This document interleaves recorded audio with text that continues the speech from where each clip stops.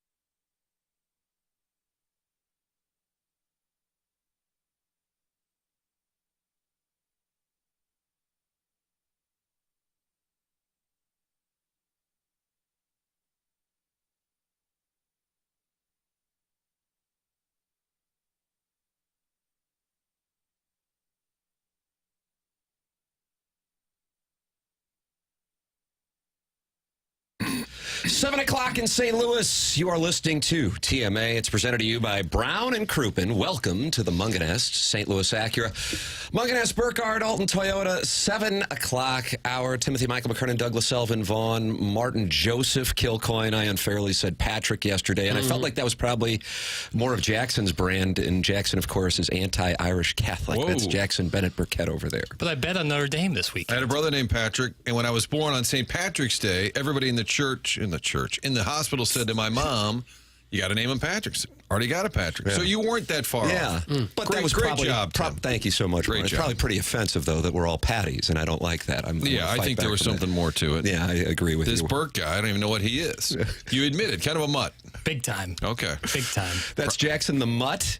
Chairman That's Kurt. going to stick. Jackson the Mutt. Jamie Rivers has got the Little Piddles thing going, and that sticks to this day. Yeah, Nearly that was 36 tough. months later. Yeah. I bumped into him. Probably felt like a mosquito hit him, and he said, "Oh, excuse me, little piddles." You like that? What does that mean? Exactly. Every hockey guy's got a thing, though. You'd be Jaxie. What would he be, Doug? I think Burke. I think Berkey's probably what it would be, actually. Yeah. And then every coach interview, you'd have a horrible penalty. That was a bad play by Berkey, and you have to get out of Dakota ring. But we told Osh to slide it over to Swanee, and you're like, wait a minute, who is he talking about? You think I'd be a mucker? Grinder. More of a grinder. You're a fourth liner in a good way. 314-399-9646. That's the Air Comfort Service text line where friends can gather to share their thoughts. And Doug, you say this is a program where friends can... Where friends feel like they can drop in at any time. That's exactly right. And now we even have a window out here in the door and everything. They So we can see wave us. to our yes, we friends. can. Yeah. So we invite anyone to stop by. And Jackson, you were waving out to Olive right Well, there. yeah, in case someone's driving by. They It's wanna a nice come on little, in. a cheerful start to their day. They could actually see us as they drive down Olive Boulevard here. Yeah, that's part They of the could look to allure. their left and see us. Man, to see 4 superstars? Yeah. That's got to be huge for Are there St. people Louis. out there, kind of like the Today Show? Maybe a concert on the patio? I think there are. Was TMA in a closet? Joshua. We were in a there's lot closet that could right go- next to a pissa. Okay. Well, there's the plus. We have seen that for other stations here, though. Sometimes Casey will have an event out here. Oh, really? They get people. Yeah. Very exciting. And then they walk out and they, what's that guy doing here? You know, we can't draw the crowds. Yeah, we don't have anybody. None of us. You can also call in. Yesterday, Jackson Did we gave take us... any calls? No. Well, we gave out the wrong number. That was the core issue. Did people call into the hotline? Yeah. They did? Oh, yeah. And what did they want to... I don't know. I wasn't picking up. Once I realized my mistake, I just kind of abandoned the idea. Callier and Thompson, sponsor of the phone lines. Here is the real number. Martin's excited because it includes Tioka Jackson's number 974, Fernando Vina, friend of the show, 0101. That is the Callier and Thompson phone line. If you did catch the hotline that was given out yesterday by Jackson Burkett, if you could, just delete Destroy that. it. You know, Yeah. if you Or could. pass it along to celebrities. Have Yeah, them seriously. call in. That's how we'll get them to call in. You can listen to this program and all of the programming here on 101 ESPN via the Schaeffer Door Company, 101 ESPN app, Schaeffer Door Company, online at schaefferdoor.com. And our 7 o'clock hour brought to you by Munganest, St. Louis Acura, Munganest Burkhardt, Alton Toyota, online at St. Louis Acura and altontoyota.com. In the dossier today, this Jackson... You know, Martin, I don't know if it was a little shot last night. You never know. You never know with Martin Kilcoyne. Probably was. I think it was. That was my read, too. We were looking for the dossier. Now, I knew where the dossier was. It's a fluid dossier. It's a fluid dossier. But Martin and Doug, I don't know if you knew where. Doug, I thought you might have knew where the dossier was. Okay, I so don't Martin didn't know where the dossier it's not was. a dossier. Every time you say it, it confirms it more. It isn't.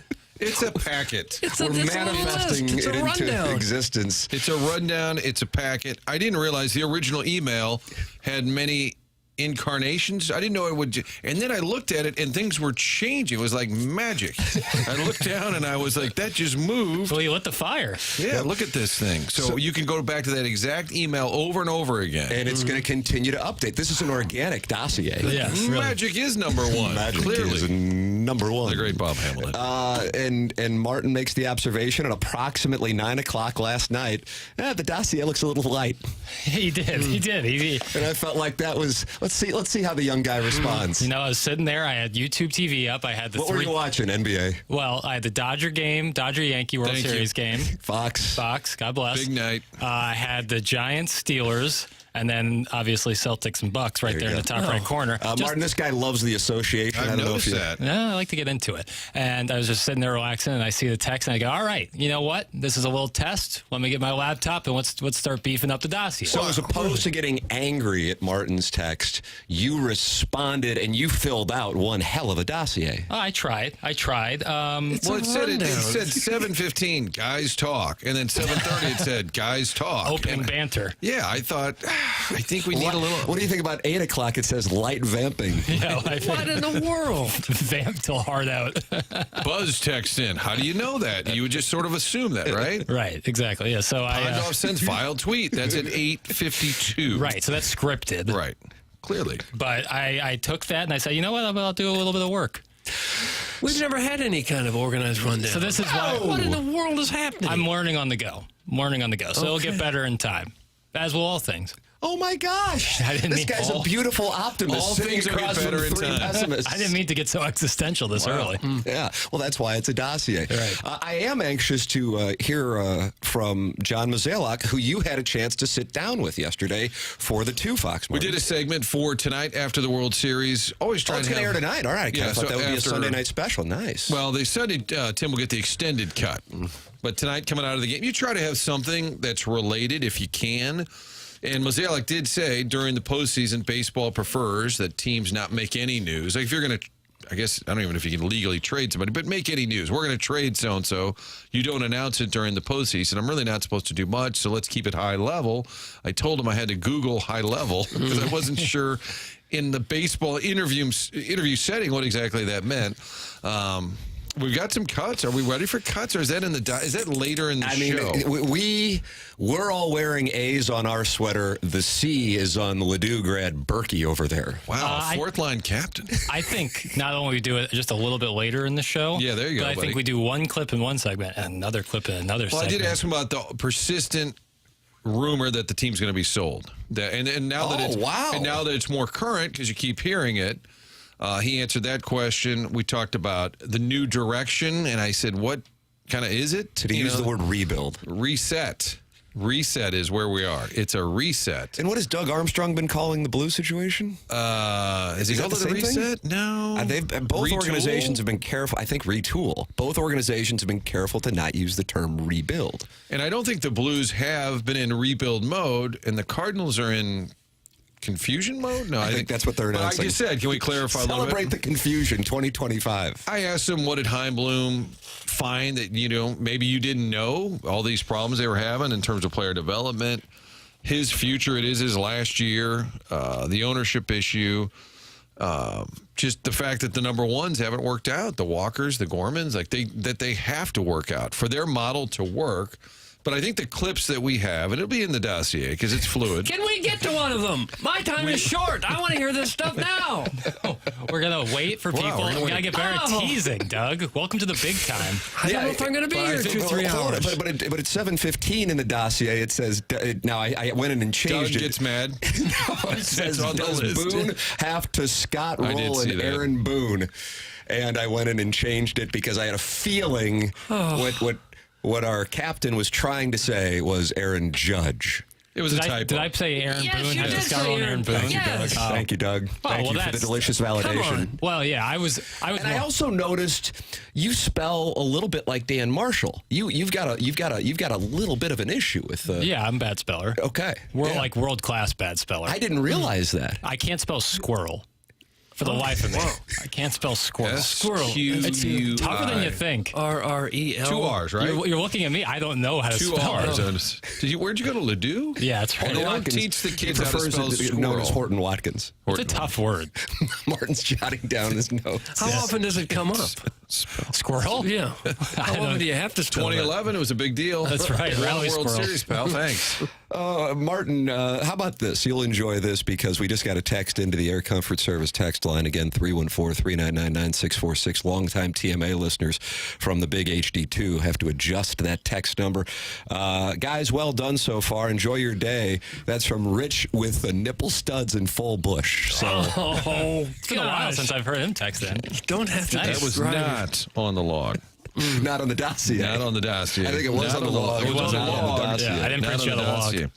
We'll talk to John Kelly at 8:15. Blues, Senators tonight. I'll try to get us back on track. Then we have a pale whale segment. Yeah, I saw that. And while Jackson was out running around, and I saw the breathing, I think it was down a little bit from yesterday, but it still was a little... Yeah, I'm tight. Yeah, a little tight. Okay, that's good to acknowledge it. I was looking at the dossier, and I said, hey, what's this pale whale thing? I remember the whale tail phenomenon circa maybe 2006. Sigma Chi Doug still parties. does it. Sigma Chi party. Yeah, Doug will show some whale tail every once in a while. Occasionally. And I go, what is the pale whale?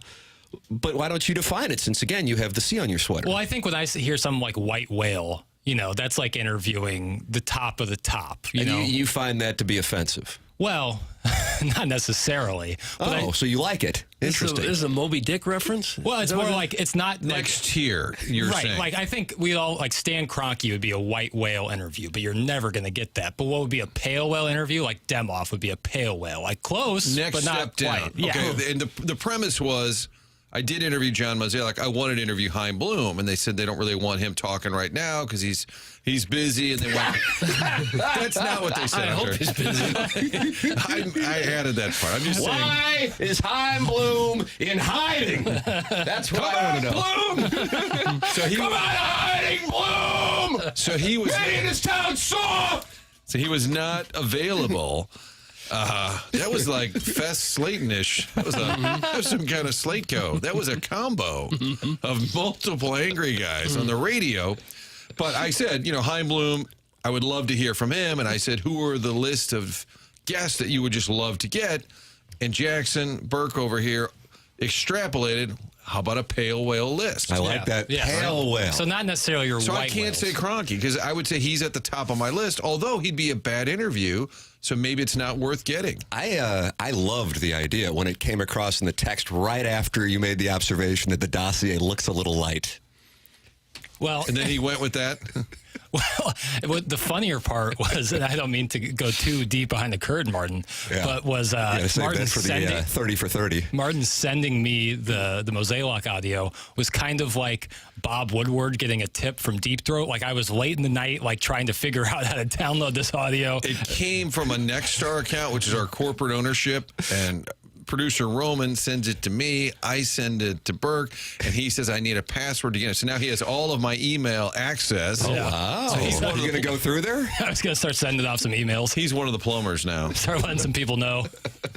I fell into Martin's Baby Blues and kind of blacked out. Did you guys already play the Mozeliak audio, or did you just allow the new guy to ramble that entire time? This show blows, but I'm still listening and horny. Thanks. Hashtag Freak Park. That's from Brian Henshin, Martin, who went to CBC and covers the Indianapolis Colts, and he's all over this Anthony Richardson tapping out thing. All right. Well, we'll talk Colts front seven in the 9 o'clock hour. I might let you guys do it in the 10 if we don't have time. We're up against it already. We are. We're up against it. I think the best thing that happened yesterday, for real, my wife was asking me this when I got home, I said, was when Tommy Mattern, head of operations / programming, came in right at about 10:05 and said, okay, we got to reduce the commercial breaks. Because right now we're at 4 an hour. And he said, we're going down to at least 3, maybe 2. And I started spraying champagne all over these boys. That's what I started doing. Just champagne, just drizzling. Oh, it was so glorious. But for now, we will take a break here momentarily. And Jackson, why don't you tell the people what's coming up on this dossier? Gosh, can we just get to it instead of talking about it? Just get to it. No, you're a lot to get to, guy. We got a lot to get to, and then they talk about it for a half hour, and then you don't get to half of it. Because we get distracted by a bright, shiny object like Larry Nickel calling in, which hopefully will happen. Mr. Smith is angry because he says he's calling in and nobody's answering. Well, yeah, I tried calling in, no answer. Be better! That's from Mr. Smith. God, kind of produce a little radio program. You know, What if you accidentally gave out the KC hotline? You're like, all right, time now to talk to the long time Def Leppard bass guitars. And they're going, yeah, this is Licks. You're like, wrong number. Wrong number. Mr. Licks should be the first caller into the program. The Callier and Thompson phone lines. Who answers them? Apparently nobody. Well, can the chairman answer him? He can, but the phone, there's another phone bank right behind Martin over there. So he can answer it there, right? Yeah. So, but he's also doing some help with recording the program. We're in a time of transition, and this is kind of a Prod Joe answer. Like, it is. Yes. No. Things are things, and then therefore there are other things. Yeah, it's very existential. It's like you got to eat mushrooms to understand this show. Just answer the phone. Why does he need help recording something? Hit the red button. Can't spell squirrel. Can't answer the phone. I would say your skill set at this point in life is limited. A little limited. I'm too busy beefing up dossiers. Look, the chairman's lurking in the hallway. He is. It's like a shadow. It's like Dateline. 314-974. Sure nobody does anything here. 0101. We're going to find a way to answer the phones, and maybe Mr. Licks will call in. It's going to be a wonderful conversation. We have the John Mazalak audio coming up, and should Aaron Boone pull an Aaron Boone and reduce Aaron Boone in the Yankee lineup? Understand some of I just this read stuff. what's in the dossier. That's all we're here for. You can watch the program on two different YouTube channels, the 101 ESPN YouTube channel and the youtube.com/TMASTL account. My understanding is they're two different tones. It's like right now, Martin, we have two different Americas, and we're divided. And maybe at one point we'll be united again, but right now there's two different YouTube chats, and my understanding is both are hostile. But they're just different types of hostility. So go on in there and experience. In this climate that we're in, nobody's happy. That's exactly right. So you can go in there and talk it over. Maybe this show could be RFK Jr. And we bring everybody together. We're kind of right in the middle there. Yeah. Well, just ask everybody to call in if they can. And then I sleep with a reporter? Do you know I interviewed him during a Rams Why don't we get him on after the Mazalak audio? I think he's available. I had Larry David's real-life wife and RFK. Cheryl Hines. And RFK Jr. I played in a poker tournament with her. Not Cheryl. She's RFK's wife. Yeah, not Larry David's TV wife. His real wife. Got it. So Chip and Lucia were the owners of the Rams. And Chip, filmmaker, was real involved in environmental issues. And somebody with the Rams said, could we put these folks on the pregame show? I got all kinds of hate email because it was all about the environment. That RFK was big on that, and so was Larry David's wife. And I said, they're freaking 2-8. What do you want me to do? Like, who cares? It's Robert Kennedy Jr. Let's save the planet instead. They're they can't stop the run. Let's save the planet. But I interviewed him off to the side, and he had that hard to listen to voice. And I said, oh, you're a Massachusetts guy, the Kennedys, you probably love the Patriots. We don't like them around here, whatever. And he said, I'm really partial to the Redskins since they named the stadium for my father. I said, well, yeah, that too. That too. Sometimes we leave putts out there. It's just going to happen. All right, get involved on the program. I see the chairman is in the YouTube chat. He feels like he's boxed out of the studio by Jackson, and now he's fighting for his life in the YouTube chat. I don't know which one is. Is that the TMASTL? Yeah. There it is. All right, so you can go into youtube.com/TMASTL or the 101 ESPN chat. Two different chats. Call into the program. Maybe we'll be able to answer it in the next segment. Callier and Thompson phone lines. Munganast is the sponsor of the 7 o'clock hour. Jamie Burkhardt and Peter Munganast, wonderful people at Munganast St. Louis Acura and Munganast Burkhardt Alton Toyota. I have gotten to know them so well. Doug has gotten to know them so well over the years. I think they've been sponsors on TMA for like 7 years now. Just great people. And the thing I want to highlight to the audience here is their accessibility. They go out of their way to make sure they are accessible to our listeners, and they even set up a phone number specifically for our audience. And that number is to call or text 314-252-0029. So any questions or requests you may have, you go right to the people in charge at Munganast St. Louis Acura and Munganast Burkhardt Alton Toyota. That's Jamie Burkhardt. His name's on the dealership, Munganast Burkhardt Alton Toyota. That's Peter Munganast. His name's on the dealership, Munganast St. Louis Acura, Munganast Burkhardt Alton Toyota. And then Ryan Seiberg in the service department. And even if you didn't get your car from Munganast, get your car serviced at Munganast St. Louis Acura, Munganast Burkhardt Alton Toyota. And we're talking Munganast. I know there's Munganast all over town. The ones we're talking about, Munganess, St. Louis Acura, Munganess, Burkhardt, Alton Toyota. Online at stlouisacura.com and altontoyota.com. Tim McKernan, Doug Vaughn, Martin Kilcoyne, Jackson Burkett. The chairman is locked out of the studio. You are listening to TMA on 101 ESPN, presented to you by Brown and Krupin.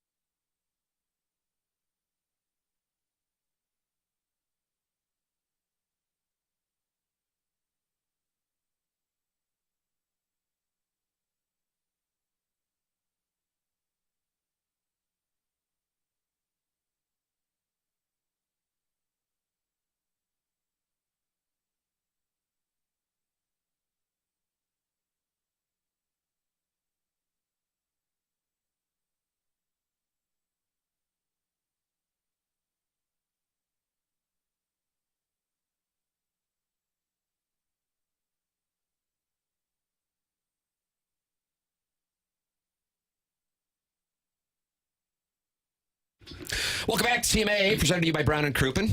Tim McKernan, Doug Vaughn, Martin Kilcoyne, Jackson Bennett, Burkett, and we are in the Munganess, St. Louis Acura, Munganess, Burkhardt, Alton Toyota, 7 o'clock hour.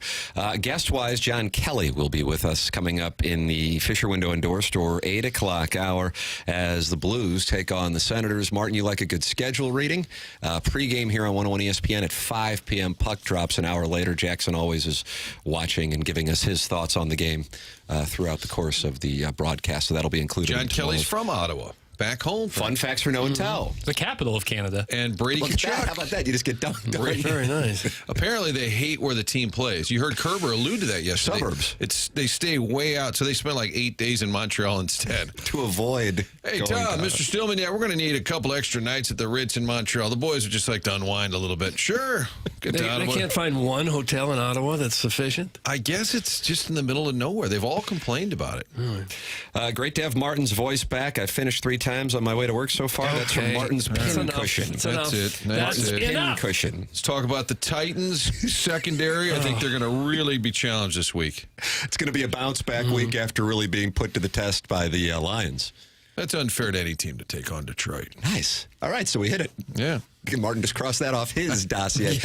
What did take place last night on the 2 Fox, the World Series? You think they're starting to get getting a little concerned that we might be seeing this thing come to an end? I was so excited about this World Series, and we got a problem now. Yankees haven't shown up after the beginning of the postseason. It was going great, right? You had the Game 5, Dodgers-Padres. It wasn't a great Game 5, but it was a great series until then. You had Cleveland and Detroit going to that Game 5 of that series. There was a lot of excitement. I think people are saying best postseason ever. World Series has been an absolute dud, and it took a while. That's my TV complaint last night. I'm looking up going, it's 4-0, and it's 10-20. Nothing's happened. Why did it take so long for nothing to happen? The Yankees lose again 4-2, and now Aaron Boone's going to have to sit Aaron Boone. There's just no doubt about it, Burke. I think you're right. Can't sit Aaron Boone. Aaron Judge is 6 for 43 in the postseason, and that's actually a better batting average than he has in the World Series. World Series He's going to have lost. to eat this in New York because Soto's hit, Stanton's hit loosely, and Judge has not done a thing. So the Scott Rowland effect is to move him down, or in the skipper's world, remember one year he benched him for Scott Spiezio. I love that move. And I remember saying that when I was doing the show I made reference to yesterday with Jim Edmonds when the Cardinals were in the postseason in either 13 or 14. And he goes, oh, you loved that move, did you? When he benched Rowland for Spiezio. At Shea Stadium, right? That's right. And he goes, so you love that move? I go, absolutely. It's one of my favorite Tony La Russa managerial moves. He goes, well, just so you know, he nearly lost the entire clubhouse when he did that. And I'm like, oh, okay. Well, I think there are moves in defense. That was on the Jimmy Timmy show. Very successful.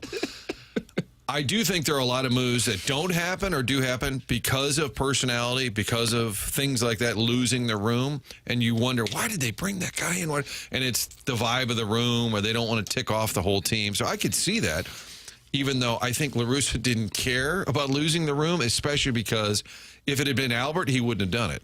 But because it was, in my opinion. Really? But because it's, don't you think? I don't know. Man, they're both up in the Hall of Fame. No, but I mean, in terms of their relationship, I don't think he would have messed with Albert. I think because he and Scott had gotten so sideways, he didn't care.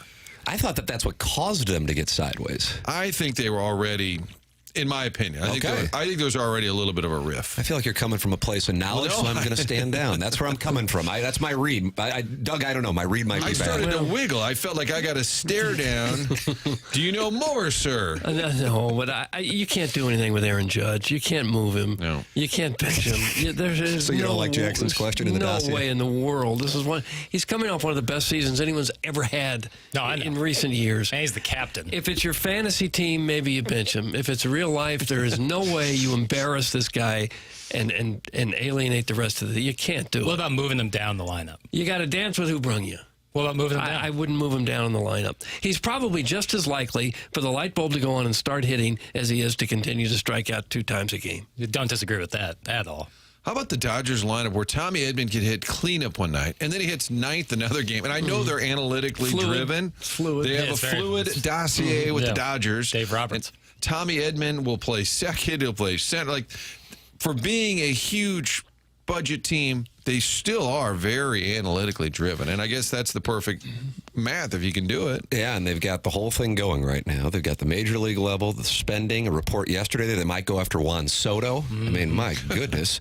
And the analytics that are playing out quite well for them so far this postseason once they were able to get by the Padres in that 5th game. Pre-game coverage tonight starts at 6. We've got a Game 4. It's really a must-watch because you want to see if they can pull this off. I'm intrigued to see if the Yankees have a response. It is going to be a bullpen game for the Dodgers, or if once the team gets down 3-0 and you go back all the way to 1976, when a team goes behind 3-0, they have not had any real effort to get this thing back. Of course, we saw 20 years ago that led to the Cardinals losing to the Red Sox, what the Red Sox were able to do against the Yankees. Jackson, you love percentages. What percentage would you give to the Yankees pulling off against the Dodgers what the Red Sox did to them 20 years later? Give me 8%. Wow. I think that's too high. I think that's very, wow. What are you talking about, Berkey? I'll go 8%.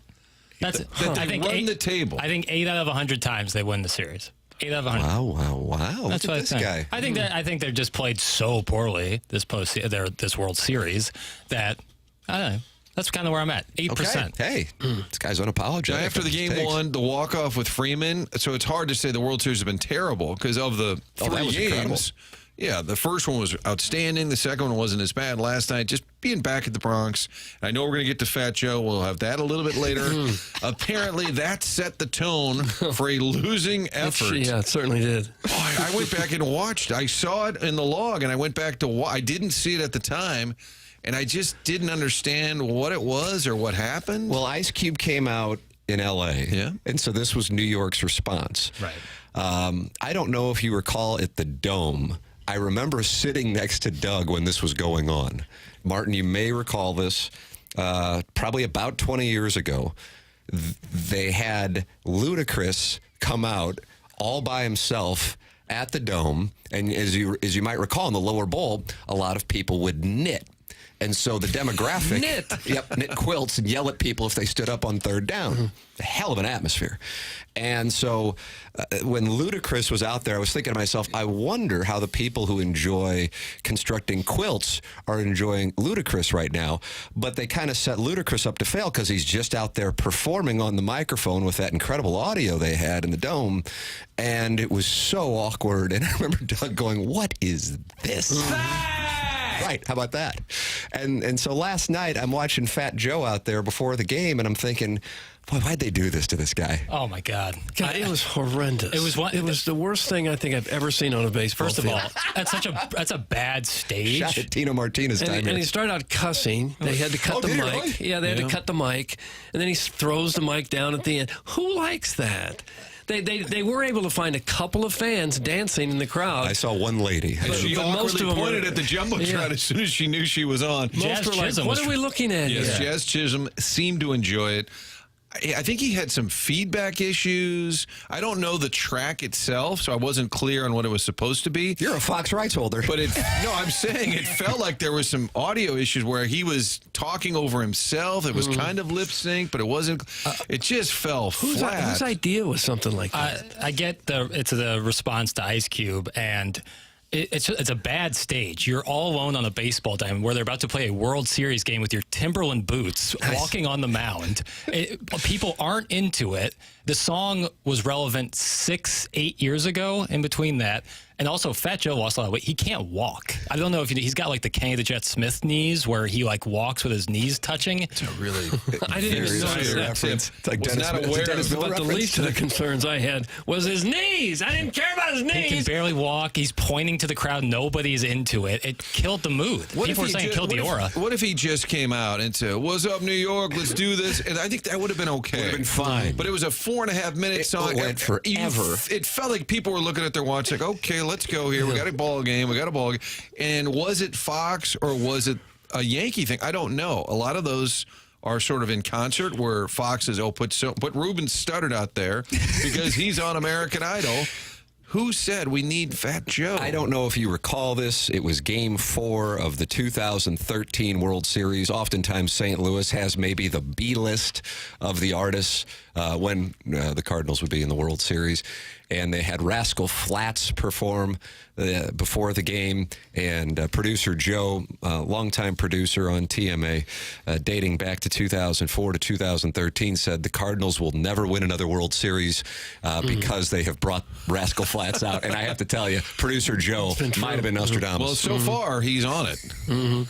Because they booked Rascal Flatts, they'll never win a World Series. That's correct, again. So there's a curse out there. Yeah, right. That's right. I thought Roseanne Barr's national anthem performance at I think it was a San Diego game, maybe an LA game, years ago. Boy, that might have been 30, 35 years ago. I thought that was the worst thing I'd ever seen on a baseball field. Fat Joe challenged that last night. And it was he didn't disrespect the flag as Roseanne did. She grabbed her crotch and spit. Yeah, that might still be the worst, but this is a close second. Do we have audio of this? Or are we just We do have some audio of the Are we allowed to go off script? Yeah. Off Dossier. Oh, yeah. I don't know who Fat Joe is, but he's obviously very popular. He was right? really big in like the early aughts. Yeah, I thought he was an aughts guy. So you said like 6 to 8 years ago. So that song he played came out in 2017. Got it. Okay. It was And kind he's of got his knee resurgence. problems And now. he's got knee problems, and I feel like I we're don't care about the overlooking that. knees. Here's a little bit of audio. Okay, let's live through the hell again.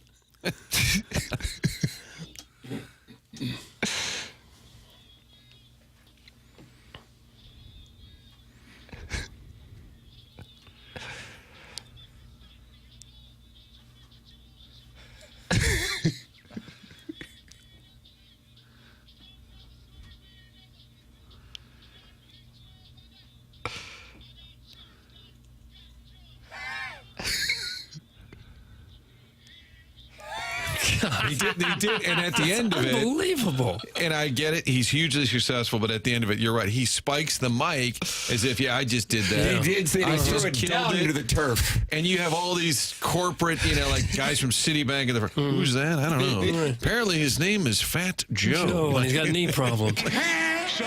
I like that part. That was my favorite part right there. I understand we have a caller, and is it VIP Pat?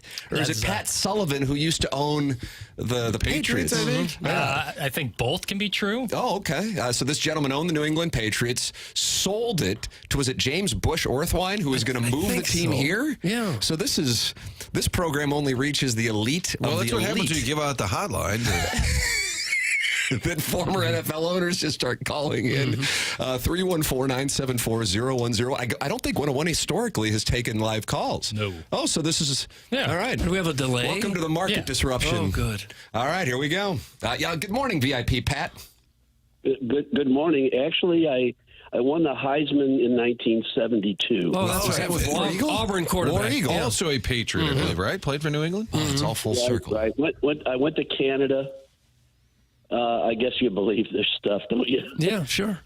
Yeah, Doug's all over it. Yeah, we're easily hoodwinked. I didn't know. I tried to call yesterday, and I guess I've been on hold since then. Oh, have you? 24 hours? You got some free time, do you? Got a lot of nerve.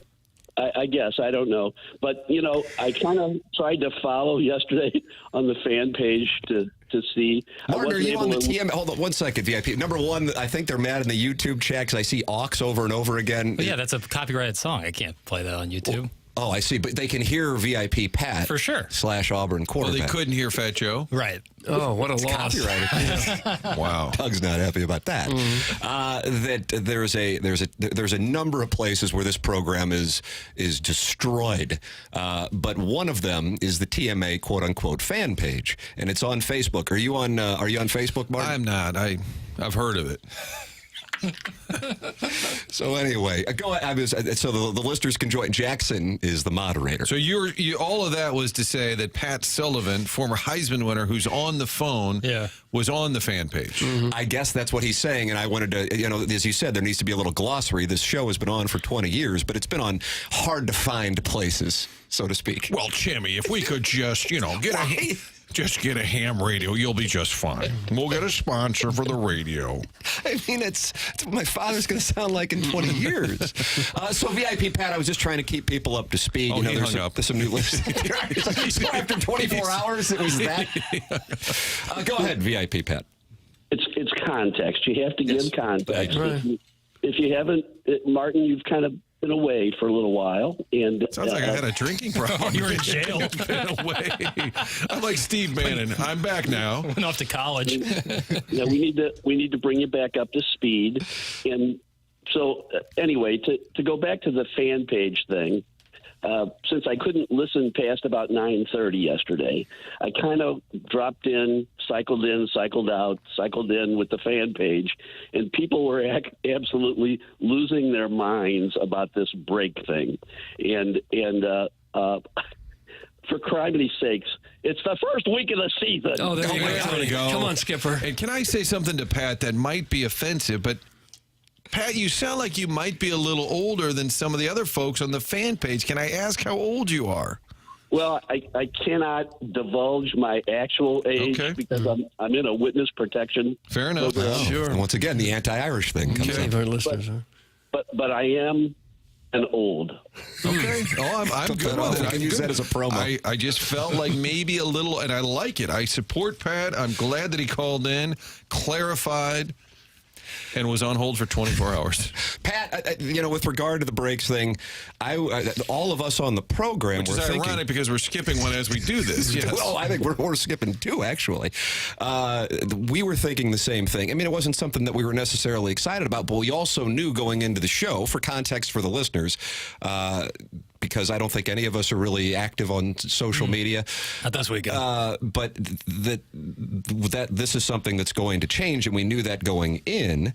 But when Tommy Mattern came in at 10 o'clock yesterday and he goes, we got to reduce these breaks, maybe even go to 2 an hour, that was the highlight of the day, because I know that's how this show will will play better. So it was good that he recognized it, and that was the first thing he said. So I would understand people who are used to listening to TMA, and we do like hour 90-minute segments, going, we need to get that back. I get it.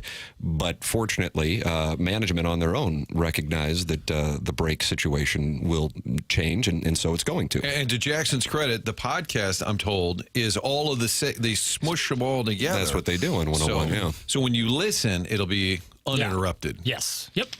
VIP Pat, does that answer questions or thoughts? It does. I felt I don't know, compelled for some reason to call, and I know in the spirit of our friend Rich Gould, the phone lines are poison. Yes, Doug, I thought you coined that phrase. Well, one of us. I'm not sure who. Yeah, maybe that's it. And then the whole AM radio thing, Martin, you brought up about Rich. Oh my goodness. Anyway, that's all I got. There it is. Well, it thank was you, great. Patty. There it is. War Eagle. Right. VIP Pat Sullivan calling in first caller. Doug, that'll be trivia. Right. That they'll be So answered. Kerber didn't count because he was a guest. Guest. Okay. Gabe DeArmond didn't count. Guest. VIP Pat. It's Martin. He's taking notes on that, too? Absolutely. All right, I imagine I need to take a break, though, here. But hey, what do we do, like a 20-minute segment? 18-minute segment. I actually can see it. 18 minutes and 18 seconds, Martin. Okay. It's right up there on the clock. All right, we will take a commercial break. We will hear from John Mozeliak, Martin's interview with him, that will be airing tonight following Game 4 of the World Series. Stay tuned. On the Those games are all compelling, whether it's 4-0 in the ninth inning at 10:30, whatever it is, just stick around. Just keep listening and keep watching. That's coming your way here on the other side of the break. We'll hear what John Mozeliak had to say about the Cardinals possibly being up for sale. On the other side of the break, you are listening to TMA on 101 ESPN, presented to you by Brown and Krupin.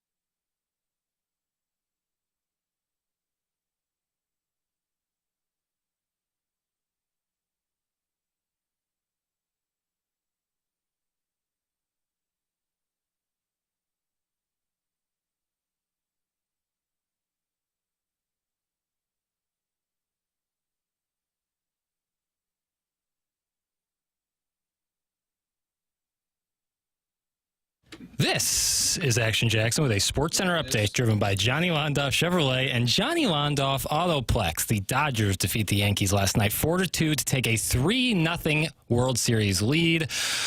Blues hockey tonight right here on 101 ESPN, the home of the Blues. Blues are taking on the Ottawa Senators. You can catch that right here on 101 ESPN. Pre-game at 5 p.m., puck drop at 6 p.m. That was another Sports Center update driven by Johnny Londoff Chevrolet and Johnny Londoff Autoplex. See them at londoff.com. Chevy, together we drive. Are you kidding me? Oh.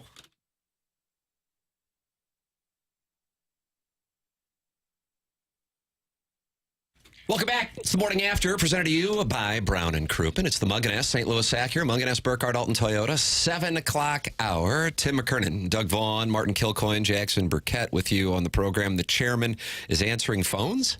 Yeah, he's doing a damn good job of it, if I might say so. Wow, yeah, we took our first ever phone call Felt good. on HD1 radio, Doug. I just really felt comfortable. And it was a Heisman Trophy winner, Pat Sullivan. 314-974-0101. Callier and Thompson. Phone lines, Air Comfort Service, text lines, how you can communicate with the show, 314-399-9646. And we have the TMA STL app and the 101 ESPN app, 2 separate apps. That's brought to you by Schaeffer Door Company. And then you can watch the program and engage in the conversation. Dave Matthews, Martin, you've gone to a number of his shows, says, well, boys, I'm 10,000 feet up in the air.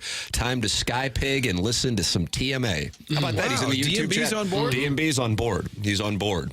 And the YouTube chat is active. There's a 101 ESPN YouTube chat.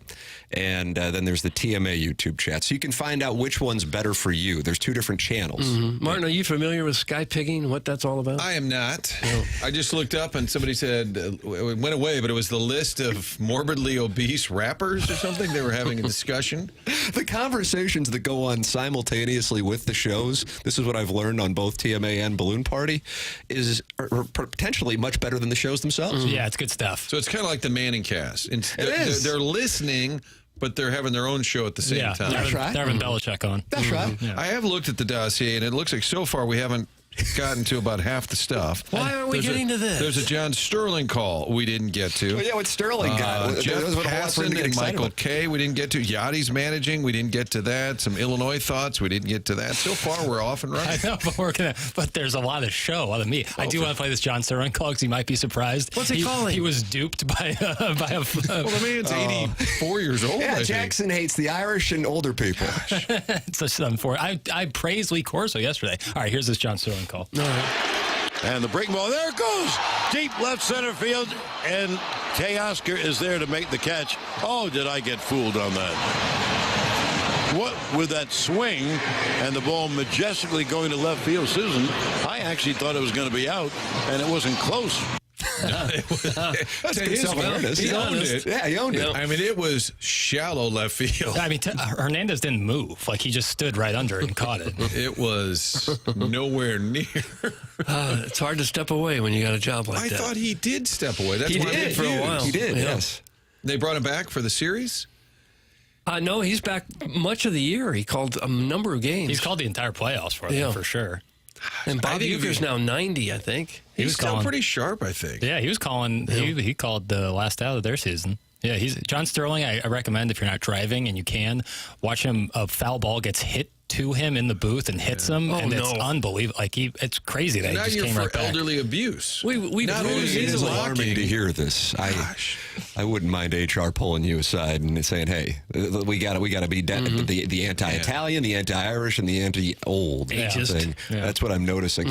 Martin, you sat down with John Mozeliak yesterday for a conversation that people will be able to watch on Fox 2, KTVI this evening, following Game 4 of the World Series. Set the stage, if you would. I can't wait to hear a clip here. Yeah, and I think right or wrong, he is the voice of the team, and he's going to be for the next year. So if you have a question about the roster, about their message, their plan, what they got wrong, what they hope to get right, he's still the guy. And I know just seeing and hearing from him upsets a lot of people. I get it, but that's the person you're going to go to. One of the questions I asked was about the sale, the potential sale. We've all heard, Kroenke's buying the team.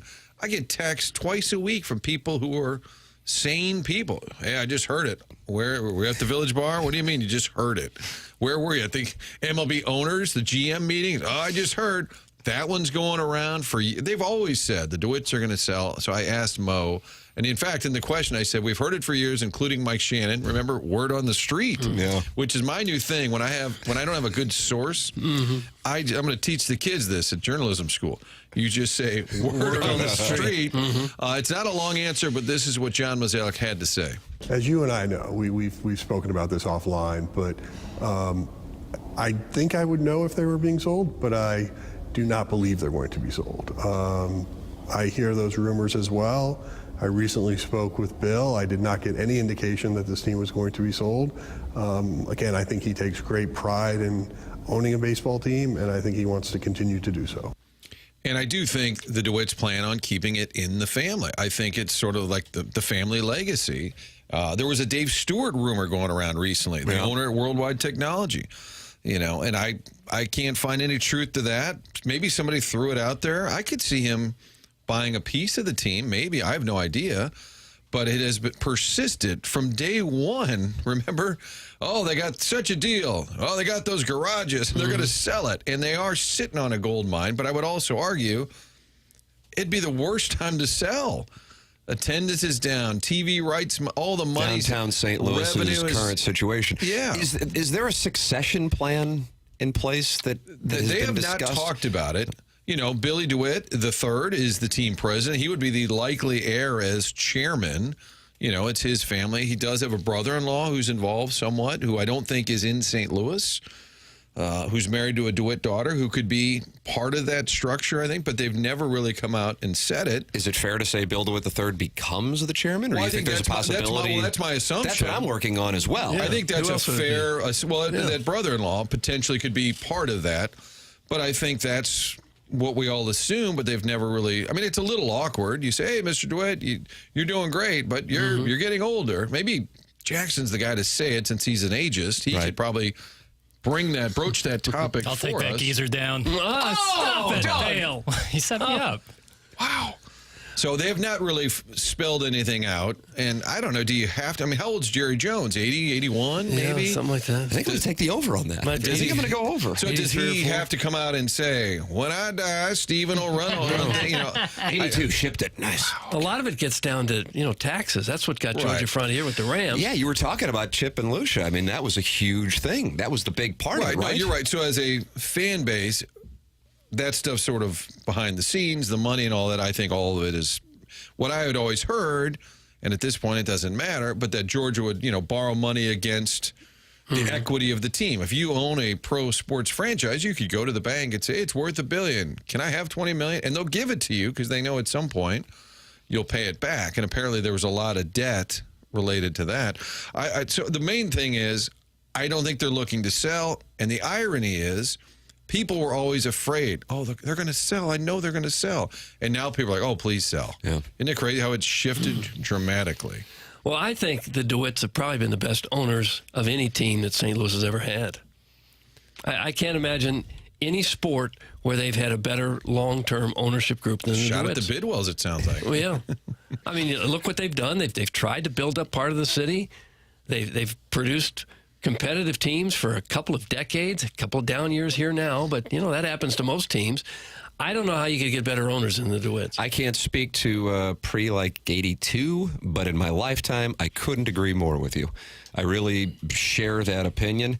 I think Tom Stillman, and who knows what winds up playing out over the course of his ownership, will always be beloved because they brought the first Stanley Cup to St. Louis. And certainly when I was growing up in the 80s, it seemed like Gussie Busch was I would beloved. say that's a name I would throw into the hopper because he was sort of the Steve Cohen, not as much money, but he was a fan first. Right. As far as running the team and just couldn't be more excited about that team winning. And I think Mr. DeWitt is a baseball guy through and through. I think that's his passion. But I think the organization has really suffered from not having like a Mark Lamping kind of guy to be its voice because you just said, Martin, for better or for worse, John Mozeliak is going to be the face of the organization. And while I think individually all of us really do like him, we also recognize that the manner with which he communicates is ridiculous as I think it is, but it plays because I think La Russa dealt with this.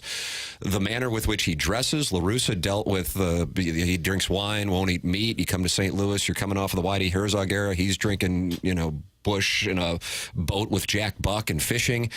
That stuff comes into play from an optic standpoint. With Lamping, you got a guy from the South Side, Vianney guy, worked at the brewery, who's kind of the face of the franchise, which then makes people feel like he is telling them the truth.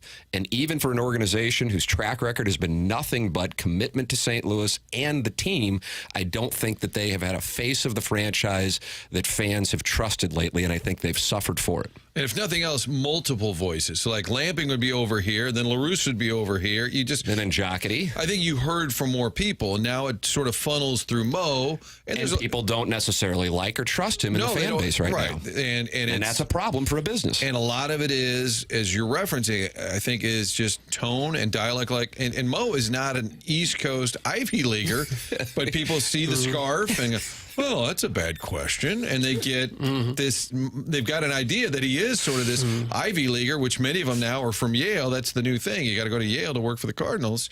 Mo went to Colorado. Right. And when he's doing that, what people don't realize is he's really ball busting. I mean, it's not necessarily, but it's. Which we do all day. 100%. And he does it. If he was sitting here, he would make fun of Doug and Tim and me, and it would be funny, but the messaging, and it's also not as much fun when your team's no good. Right. And I think you're right. I mean, Lamping could sort of come out, but he wasn't.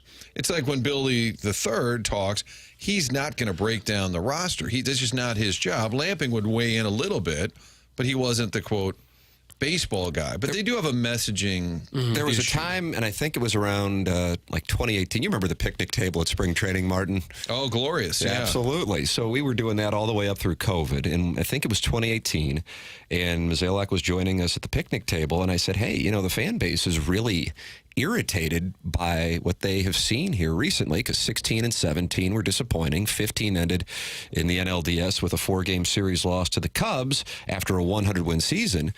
And I think he was kind of stunned by the question, and his response was, well, have they not been entertained? And while I'm sure he's thinking to himself, we went to the NLCS in 11, 12, 13, 14, won 100 games in 15. We've done a pretty damn good job, including a World Series and a pennant in there. And now people are mad. But I just think they've kind of gotten detached and arrogant and condescending with their messaging, and that has played a role in alienating the fan base. Was he half kidding, do you think?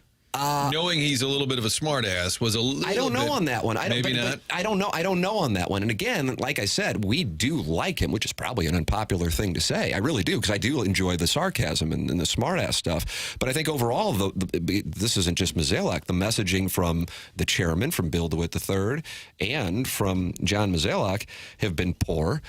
And noses in the air. And the one guy at that press conference a month ago who seemed like you could really talk with the fans was Bloom, and yet he's been put in hiding.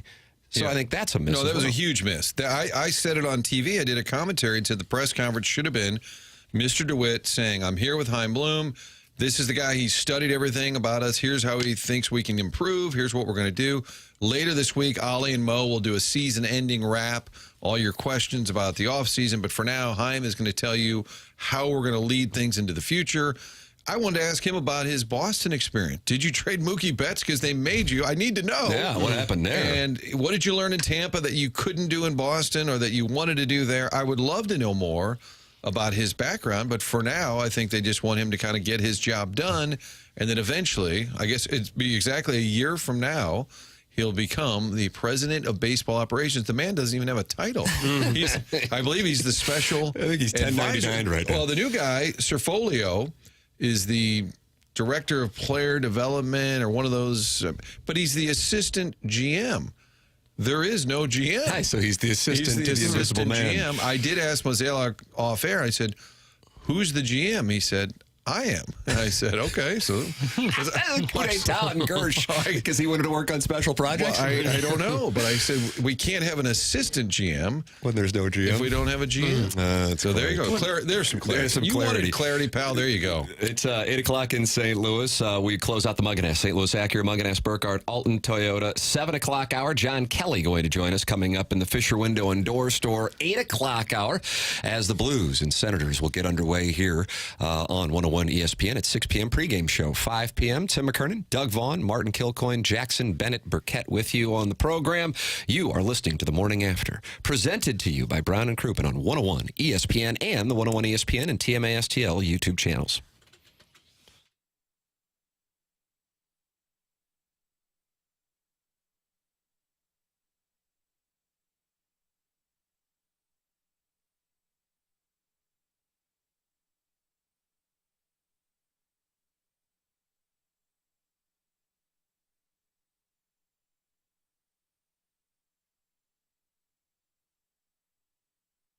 Well, when there's hot takes, and man, are there ever, Doug Vaughn grabs the EDF mittens, and those are brought to you by what was known as Engineered Design Facilities, now known as the EDF Group. Do you want to support the EDF Group as a sponsor of TMA? It's real simple. Do you have a fire extinguisher where you work? The answer is yes, you certainly do. So please email the EDF Group at fire@theedfgroup.com so a technician can come out and explain to your team how the EDF Group can save your company money. Again, that email address is fire@theedfgroup.com. The EDF Group is hot and will prevent your facility from having hot fires. Experience the EDF Group difference and learn more at theedfgroup.com. You can email them, the EDF Group, at fire@theedfgroup.com so a technician can come out and explain to your team how the EDF Group can save your company money. Again, that email address is fire@theedfgroup.com. Support the sponsors. Learn more at theedfgroup.com.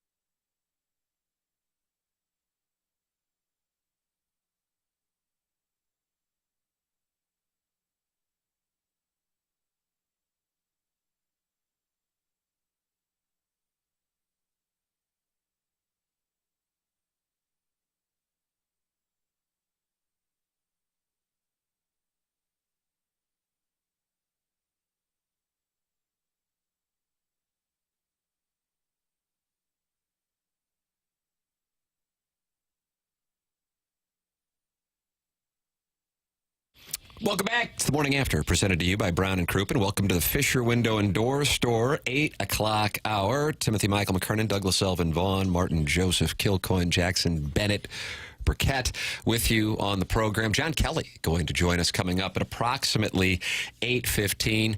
And Martin, I abused the clock in the 7 o'clock hour. That's on me. We got to do better. We just got to do better. Yeah. Now, privately, I will send an email blaming Jackson because that's the way you handle things. I felt like you ran a couple plays, and then you decided to call a timeout, and then you decided to kick a 80-yard field goal, but you didn't seem like you knew really what you wanted to do. Now, I feel like that was a reference to what took place in Tuscaloosa, Alabama at about 4 o'clock on Saturday. No, I'm just saying, just in general, hypothetical. So John Kelly will help us get back on the clock because we'll do a quick segment here. Listen, for all of the audience members, they're going to change the clock at some point in the near future. We'll fix it. We'll fix it. But for now, we have to adhere to the way that things are set up. And you're more than welcome to blame me. You can email me with your complaints. TMCKERNAN.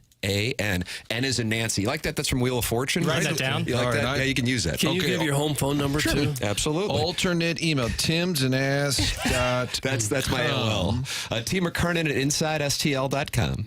And all of your grievances can be sent there. And I'll take a look at them. And we'll enjoy them. So that's what we got right now. We'll get back on the proper clock for the time being. Then John Kelly will be with us coming up. But this is the topic for what Jackson's calling the Pale Whale segment, because Martin sat down with John Mozeliak. We played a clip of that in the 7 o'clock hour. And the Pale Whale is essentially meaning white whale email or interview. And who would you like to hear or interviewed? But you can't go top tier like Kroenke. That's why he went Pale Whale. Can I go Bill Laurie? Is that too white whale? I would love to sit down and go over everything that went down with the Blues, just because he's been so elusive. Go ahead. I'm sorry. So we're doing this. This is not the interview you'd really like, but the interview you're settling for because you're not getting the one you like. Is that this segment?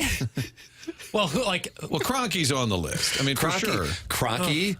Demoff, for me, Quinn Snyder is one, because I think that 100%. What took place, that you agree with that. I thought you would mock my Missouri-ness. No. I actually had an in with Mike Bray. Remember the Notre Dame coach? Jackson's feeling a soft cow.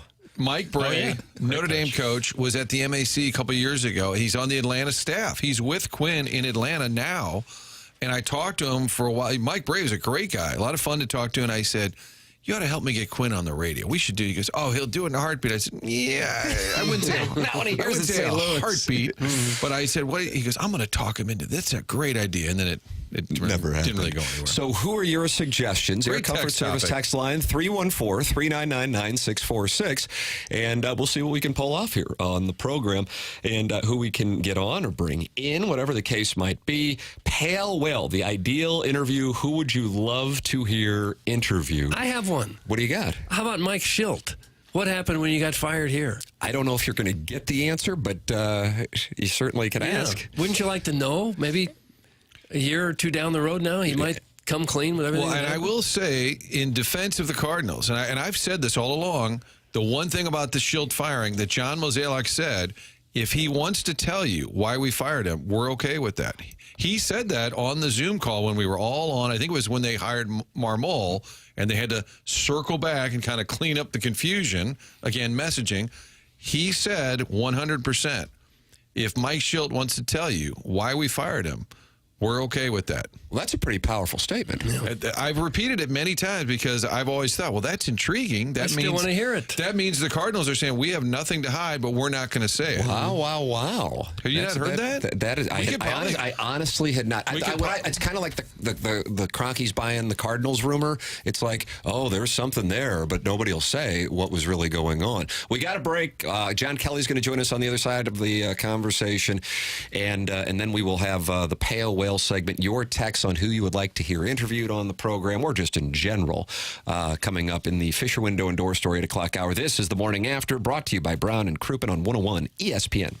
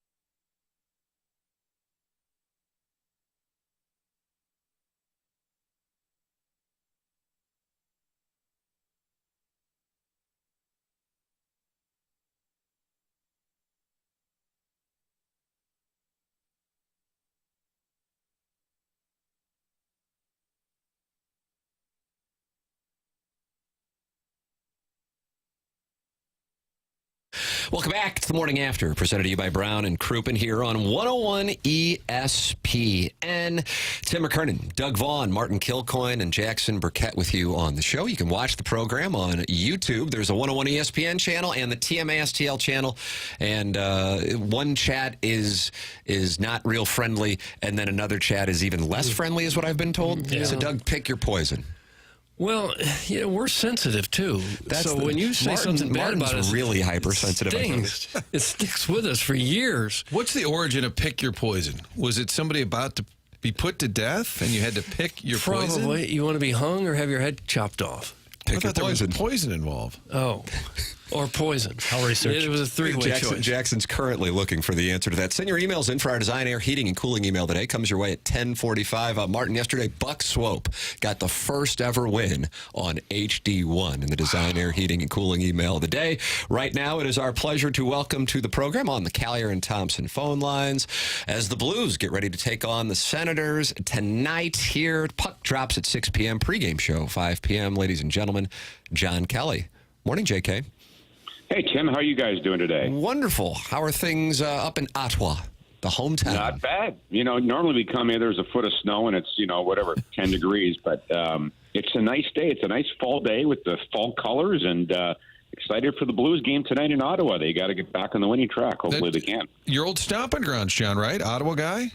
Yeah, I'm from here. My dad grew up here and worked here. I was only 8 years old when I left here to St. Louis with our family. But we still have a family cottage a couple of hours away that we enjoy in the summer. So yeah, it's sort of a homecoming. Also, Jamie Rivers, our colleague, my partner. He's a great Ottawa native. So as a matter of fact, I worked with Darren Pang for 14 years. So I don't know if you know, but it's in my contract. I only work with Ottawa guys. So no, clearly. If something happens to Jamie, you guys have no shot at the job. So just so you know. For that reason alone. John, what does a broadcaster do during the day? You're on the road. Maybe you go to the morning skate. What do you do for the other 4 or 5 hours between morning skates and when you have to be there for the game? I don't know if that's any of your business. Well, I'd like to know. Prying. Us weekly. Yeah, Tim, you're right. No, you know what? We are like the players, honestly. Broadcasters, at least I can speak for myself, we're creatures of habit. We're going to go to the rink in about 45 minutes for the skate, and we'll watch the Senators skate as well and come back around 1 o'clock and have lunch and, do some work and prep and take a shower and come back to the rink around 4:30. So it really is a pretty regimented day and not really that exciting and glamorous, guys. But best time, though, at 7 o'clock tonight when the puck drops, that's when it's fun. It really is. As a broadcaster, that's what I enjoy the most is the games itself, and you just never know what's going to happen and stuff like that. John Kelly, our guest here on TMA, presented to you by Brown and Krupin. John is with us on Tuesdays here on the Morning After as the Blues get ready to take on the Senators and try to bounce back from disappointing performance, as Drew Bannister said, on Saturday night following the loss to Montreal. One thing that's been a consistent theme, unfortunately, since the opener in Seattle has been the team chasing the game. But 9 games in, I think overall, record-wise, I think the team would be pretty happy with where it is, considering starting off with that road trip and then now going through another one. What has stood out to you, perhaps, John, is something that has surprised you from a positive standpoint and something that you seem the team needs to get going and change from a negative standpoint? Well, they're 5-4, as you said, and they have some key injuries, as we know. Krug's out for the year. Now Robert Thomas gone for 6 weeks, and Matthew Joseph got hurt in Montreal, guys, and did not skate yesterday and was sent home. So that's tough news. So I was a little bit afraid of this, quite honestly, not that I'm a half glass empty kind of person, but last year the Blues had very, very few injuries, around 50 man games or so. And it sort of evens out, doesn't it, in sports sometimes? So hopefully this is, we're going to nip it in the bud here and not have more because obviously the Blues can't afford a lot of injuries. What stood out to me, and it's really not unexpected, is the speed of this team. It's increased a lot with the additions that Doug Armstrong made in the offseason. In particular, Matthew Joseph and Holloway have been really good. I thought their line with Bolduc the other night was the best in Montreal. And obviously adding Broberg on defense, you're adding a ton of speed. So I think that's the biggest thing. And I guess The negative, you sort of alluded to it, guys, is that the Blues are having to come from behind too often. And in every game, it seems they have spurts where they give up plays and give up goals. And I know you're not going to play perfect games, but they're not playing a consistent enough game. And partly that, I believe, is because of the newcomers and things like that. But they've got to try to play a 60-minute game. I know it's a bit of a cliche, and obviously try to play with the lead more than they have this year. And then this Saturday, John, the return of Chief. I know you saw Craig Berube in Toronto, but I don't want to begin the countdown. You've got games Tuesday and Thursday, but that's going to be a heck of a lot of fun. It's going to be fun, and obviously the Blues got the best of Chief in Toronto last week, so he obviously is a guy that's going to be loved forever in this city, as we know, for obvious reasons. And we had a chance, the broadcasters, Chief gave us about 10 minutes in the morning, and he seems, very content and happy. He loved his time in St. Louis. We played the quote on the broadcast the other night when he left town. He said to his wife, "We'll never be treated better than we were in St. Louis." So I guarantee when they do a video tribute to Chief, and I think they will, he'll get a standing ovation. So it'll be really good to see. I mean, you think of the history of this team, guys. I don't need to tell anyone. But, you've had the likes of Scotty Bowman and Al Arbor and Ken Hitchcock and Joel Quenneville. I mean, it's the top 5, win totals for all those guys, on the list. So, for Chief to come in and do what those other guys couldn't, and they were all great coaches, as we know, it obviously is very special, and he'll be recognized as he should be coming up on Saturday. Yeah, it's going to be a hell of an atmosphere on Saturday night. That's the Blues and Leafs as Craig Berube returns 6 p.m. puck drop at the Enterprise Center. Blues and Senators tonight, pregame here on 101 ESPN, 5 p.m., and the puck drops at 6 p.m. as John Kelly will be with us on the call. All right, J.K., always enjoy the conversation. Hopefully the Blues can bounce back this evening. Thank you so much for the time, sir. Okay, Tim, you guys have a great day. Thank you. It's John Kelly with us here on the Callier and Thompson phone lines. Tim McKernan, Doug Vaughn, Martin Kilcoyne, Jackson Burkett with you on the program. Coming up on the other side of the break, a lot of texts are coming in on the interviews people want to hear, also known as the Pale Whale. My wife has texted in a suggestion. What does Kim have? She has Dax Flame, who is on 21 Jump Street, a younger actor. I looked at Jackson immediately nodded, too. It's a younger fella. Jackson's a cinephile. I don't know if you knew that, Martin. If you've ever seen the movie Project X, he's the one who's doing all the filming in that, and he actually has a role in it, too. He's very dry, borderline extremely dry, and the way he talks, and I think some people find it funny. It's not necessarily for me, but I know who Dax Flame is. Jackson lines up against Kim right on the call in on the hotline. Yep, put this kid in his place. Apparently, he's also a guest on Bad Friends. Yeah, with popular podcast. Bobby Lee, maybe, and Santino. Yeah, okay. I like that. I've seen him on there. It's funny. But he's warming to the idea now. No, but hold on, there was a but there. It's not necessarily my thing. I think there's I like that dry, almost borderline it's I don't know how best to describe monotone it. Almost? Extremely monotone. Like Stephen Wright, Jake's Coke. Extremely monotone. Oh, by the way, when we come back, I think I may have jinxed the Blues season. I just discovered something during that interview. Oh, no. I'm serious. I think I did. So you've ended this campaign, too? Well, Fat Joe ruined Game 3 of the World Series. Right. I may have ruined the Blues. So the Missouri season ended on Saturday. The Illinois season ended on Saturday. And you just destroyed the Blues season with John Kelly. We're only a few games in. Yeah. I didn't realize it. Looks like it's over. All right, well, we'll find out how we did that coming up on the other side of the break, in addition to the interviews people want to hear from. You can call into Callier and Thompson phone lines, 314-974-0101. The program is called TMA. It's presented to you by Brown and Krupin on 101 ESPN.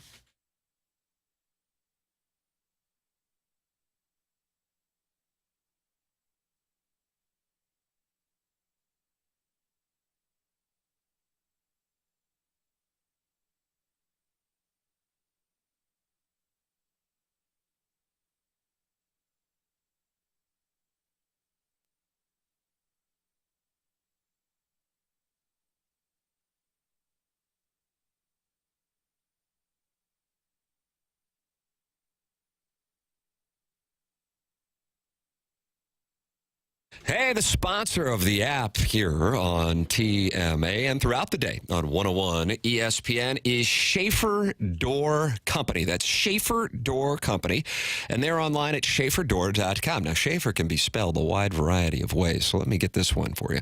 SCHAEFERDOOR.com. And they set up a number specifically for TMA listeners, kind of like what Munganess has done, and that number is as follows, and you can call it or text it, 636-782-3608. That is how you're going to get the quickest response.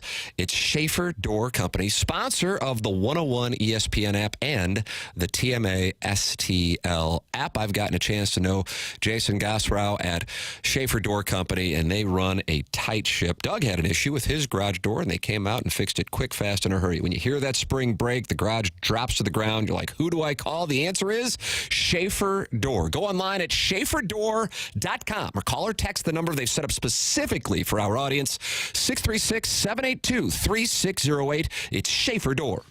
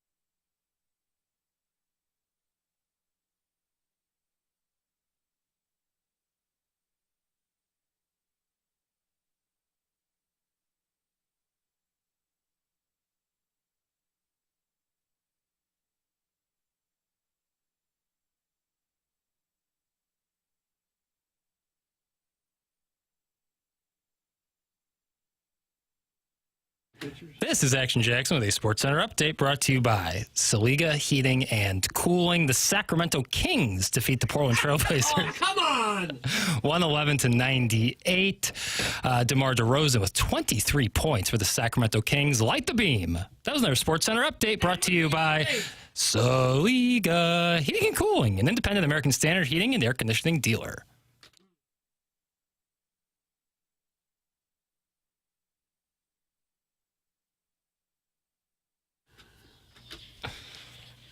Martin, I've worked with Doug for 17 years, and I've never seen him as furious as he is right now at Jackson Burkett over that Sports Center update. The update was one random NBA score. De'Aaron Fox also we got the 24. Blues playing tonight. We got a World Series game I talked tonight. about that in the last update. The listeners cycle off. I'm not saying the same thing every time. It felt a little incomplete. What do you mean? DeMar DeRozan had 23. Yeah, so what? Big win. But the Jets lost last night. Chief got them. How about Winnipeg? Their first loss. What about that? The station carries the Blues. Winnipeg lost? Yes. Coach Berube went up into Winnipeg's in Alberta. No, Manitoba. Got the win. First loss for the Winnipeg Jets. It's big for Blues fans because they're in the division. Yep. Nuts. Jeez. Yep. I don't think the Sacramento Kings are in their division. No, Ben Sherrill had 50 last night. You didn't mention that. I got 2 more updates to go. Okay, God. Everyone knows the 9 o'clock one. Scores. That's right. Well, people don't know where to find these It's things. impossible to get it unless they tune in for the update. We still get calls in the sports office at Fox News. What's the score? And I'm like, of what? I'm sorry, the NFL game? It's 2024. Like, and God bless, we'll try and help, but I'm pretty sure that score is available. Wouldn't you think if you're smart enough to find the phone number to the TV station, you'd be smart enough to have internet access and get the score yourself? And now I can promise you, TMA listeners are going to start calling you this evening looking for scores. So just as a warning, that's the Pandora's box you've opened. Just like what we have going on right now with our live phone calls on the air. The Callier and Thompson phone lines 314-974. 0101, Tioga Jackson, Fernando Vina, 0101. There you go. Fernando was on my podcast recently. You want to get him on the show? He'll call in. Yes. He would love it. He's coaching like his son's little league or something. I bet the son that was around the locker room has to be like 30 son, now. maybe. Okay, got it. Something like that. Yeah, Fernando Vina, all the early aughts Cardinals. Martin, I don't know if you had a chance to talk it over with caller Adam before. Wainwright? Oh, bring it on. No. This is a guy who gets. Doug's already upset about Jackson Sports Center update. Yeah. This is gonna set him off a little bit more. I have a feeling. I'm a big fan. This is my wife's favorite caller. Oh, yeah, caller Adam. And Martin's jotting down more notes. Caller Adam, welcome to 101 ESPN. Well, I'm not putting on airs for anybody just because you're on HD1. You got the sexy new host. You got the sexy new signal. I don't care about any of that. What do you care about? Okay, like you said, I'm Anna Marie's favorite caller. That's right. I want to call in about what I want to call in about. I will clock it at 33 times I called just to get put on hold. To be clear, I don't know if a bunch of people are calling in or if nobody's manning the phone. Both. Jackson, who's manning the phones? It's a team effort. You have the most vague answers. Yeah, this guy. Are you going to be in like political communications at some point? If you can't win, don't play. Well, you have a hot Here's take, my Adam? deal, though. Are you angry, Adam? What are you angry about? Yeah, my wife and I have switched lube, and I want to talk about it. So we've always traditionally, as TMA listeners know, have used normal coconut oil from Costco. The big thing of it, you keep it by your bedside, just put your hand in there, get you a little globule of it, it melts. Don't say globule. That's the right term, globule. I got the Titans looking to cover this weekend. Indy's on the road. Doug, you think Jacksonville, should they tank at this point? Why not get the draft We've switched to defractionated coconut oil, Okay. and that it stays liquid at room temperature. Oh, that's and helpful. So it's got a pump on the top. live read? Yeah, this is YOLO. I'm just telling you now. I don't support any brand, but I would recommend an organic defractionated coconut oil. It stays liquid. You can pour it right on Jackson. You yourself got some earmuffs or over in there? your hand. I like this change. Now, why did you guys make the change, caller Adam? So, I mean, we've been experimenting with different kind of positions and different holes. And so, like, the whole deal is that with your normal coconut oil, you kind of got to warm it up. You got to get that, it's colder.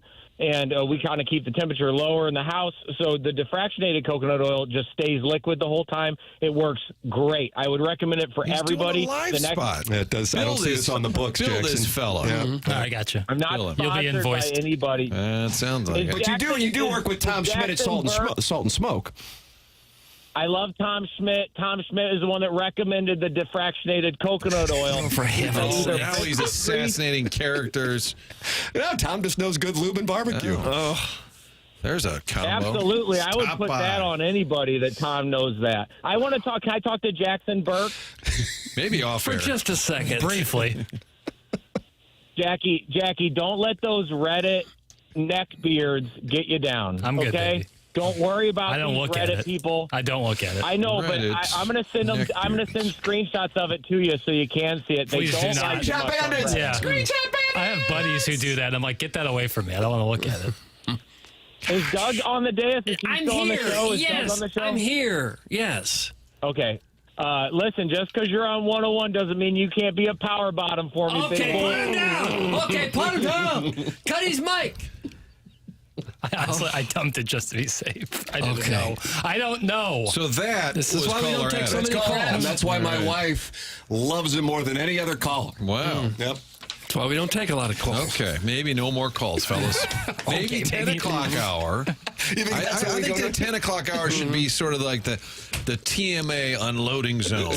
All these folks and fellas that feel they're now being left behind. We don't want to leave anyone behind in our country. So maybe put them in the 10 o'clock hour. There's a gentleman in the YouTube chat by the name of Ferrario's Ball Gag. Yeah, he's frequent. And he says, this is the cool part at TMA that won't make it on this spot. They will be talked to after this, and this won't happen again. Want to bet? I told Tommy yesterday, I said, I want to bet all these people who think these certain things, and I'll just be collecting ROI all day long. So feel free. T. McKernan at InsideSTL.com. If you're interested in making wagers, I'm happy to do it with you. All right, we have the Pale Whale interviews. The Pale Whale, what do we got? We got Stan Kroenke, but you're saying he's not realistic? No, according to Jackson, he's not realistic, which I understand. You're who right. does he talk to? We could say we'd love to have George Clooney in studio, talk about his career. Not going to happen. I feel like that's more likely. May happen. You think Clooney in studio is more likely than Stan Kroenke? 100%. Okay. I don't know if anyone. Yeah, I don't know if anyone would be like harder to get. Well, than Stan actually, Kroenke. during all of that stuff, there's a guy who Kroenke has a PR handler, Tamago, and you have to go through Tamago. Somebody's going to take the He's text just name a one-name Tamago. guy. That is, I don't remember his last name. I've got him in my phone probably, but he literally is Kroenke's PR guy, Tamago. And I would email every year, hey, we'd love to get that sent. Yeah, let's circle back and later this year. Hey, nothing. You think there's a more laid-back job in the world than being Stan Kroenke's It's the PR easiest guy? job. That's a hard no. Hey, Costas was hoping. Nope. Hey, Joe Bug was hoping. Nope. But I meant in Oxnard, California, and somebody said, that's Tamago. And I've been emailing him for years. So I went over and I said, Tamago, Martin, St. Louis. He goes, hey, how you doing? Good to see you. And I said, how are we looking at the interview? He goes, oh, no, we're good. We're good. He goes, hey, Marvin Demoff's over there. You should talk to him. It's his anniversary. And I'm like, yeah, I don't want to talk to Marvin Demoff. I wanted to talk to Enos. He can barely talk anyway.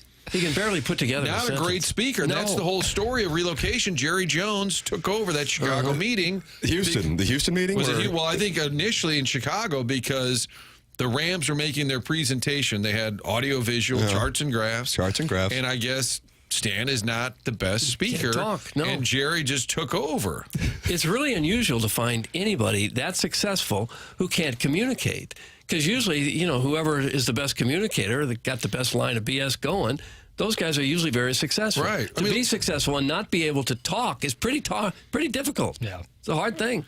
And apparently in 2010, he took ownership. That summer, it was the Sam Bradford season. He was the rookie. They played him in New England. And after the game, they said, get up here, stand on. And apparently it did not go real well. And he got mad and said, don't ever make me do that again. Don't ever make me talk get again. Get up and speak, yes. Which is, to Doug's point, it's hard to believe that he can't pull that off. So even if you did get him, I don't know how satisfying it would be. You'd hear nothing. Now, I have been told, believe this or not, by caller Adam. No, by somebody I would describe as close to the situation, that Kevin Demoff would be willing to do an interview. Would you want to hear from, as your cohort at the 2 Fox said in one of the greatest moments in St. Louis sportscasting history, chuckles Charlie Marlowe, professional liar is what he supered him as. Would you want to hear from Kevin Demoff? I don't think I could turn it down, but I don't know if I could stay calm. I think I'd be hostile. Yeah. Could you believe anything that he said? Well, that's the problem.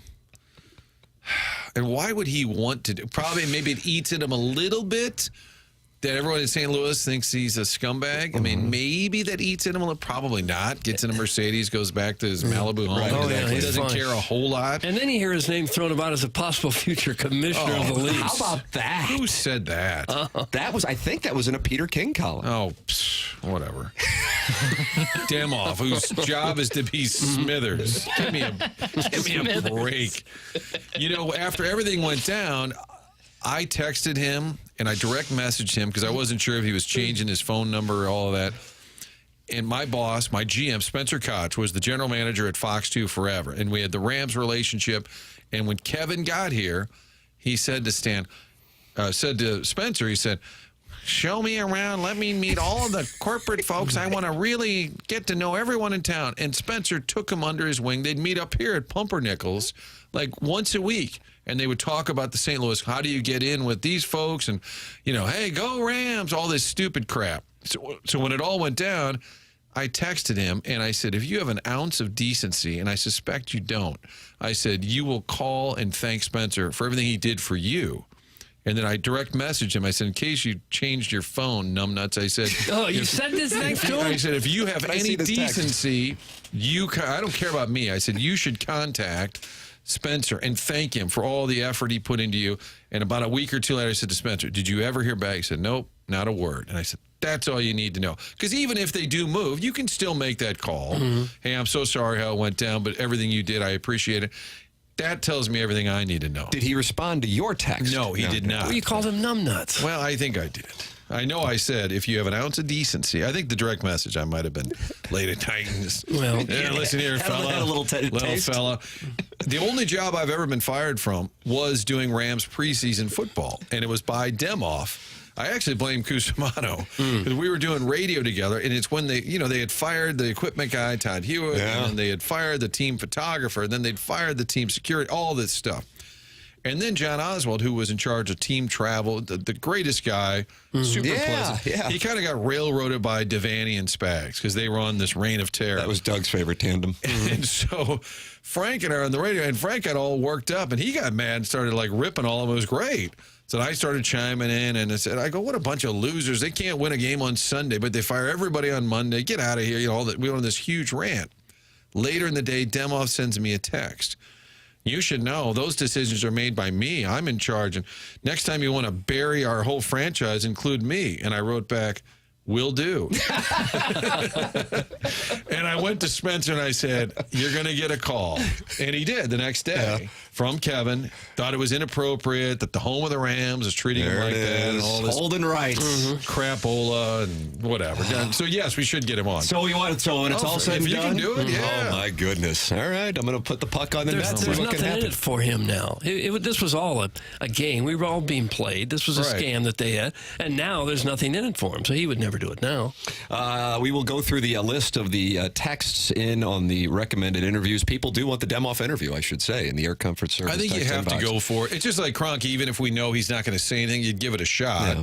Bill Laurie's probably not going to say anything. I'm just kind of curious how, just because he's so remote and just disappeared off the face of the planet, that would make him interesting to me. I think Scott Rowland, if he really wanted to dig in on the La Russa stuff. That's the thing. I went Ozzie and La Russa, Rowland and La Russa, Schilt and Mazalek. We got some pairings that we want to send out at the Pro-Am. You see what I'm saying? Yeah, if there are topics that if they would really open up, people will say, oh, that was a great interview. Well, actually, the guest was willing to talk. Right. You could get the biggest name on the phone right now, and if they don't want to play ball, 100%. How many of those circuits were you on where, hey, you're next. Who is it?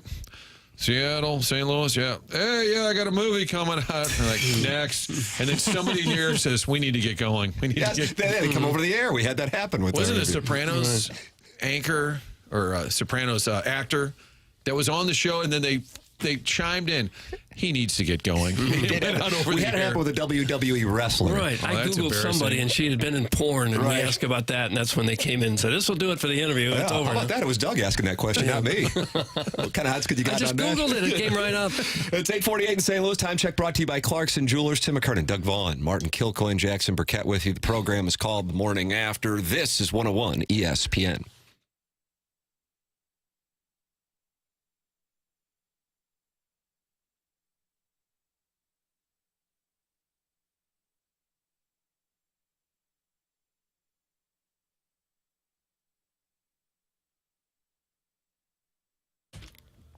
Are you currently sideways with the IRS? If so, we've got a guy for you. His name is Mark Milton. Do you have years of unfiled tax returns or tax liens, bank levies, or wage garnishments keeping you up at night, or worse, maybe facing IRS criminal investigation? That's serious stuff. If so, you should contact STL tax lawyer Mark Milton at stltaxlawyer.com. Mark Milton and stltaxlawyer.com provide a local and holistic approach to tax resolution.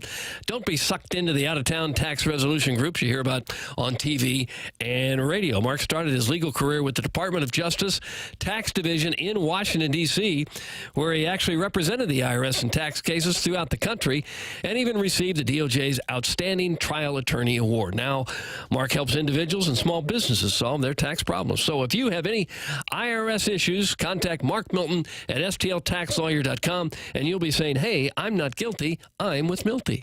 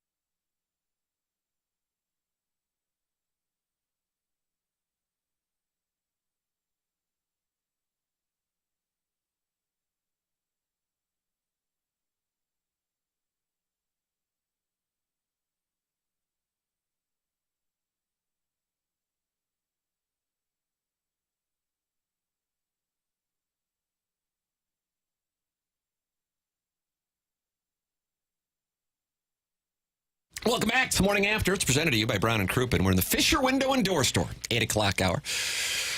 Tim McKernan, Doug Vaughn, Martin Kilcoyne, Jackson Burkett with you. If you want to call into the program. And no, we're over. We're done. Callier and Thompson. What's that guy ruined it? Call Adam. Oh, yeah. Set radio back about 20 years. I think he advanced the show. 314-974-0101. And we're taking live phone calls on 101 ESPN. Look at that. It's the market disruption. Calls? Welcome to the market disruption. You with it? You against it? It doesn't matter. Someone thought we might have got fired fired in the break. They said, damn it, they're back. What was worse, Fat Joe's performance or the call by Adam? We'll take your texts. We'll beg for your calls. Begging for calls, guy. 314-399-9646. That's the Air Comfort Service text line. And you can participate in the conversation on 101 ESPN's YouTube channel and TMA STL's YouTube channel. 2 different YouTube channels, same show, 2 different styles of chat, I'm being told. I don't know.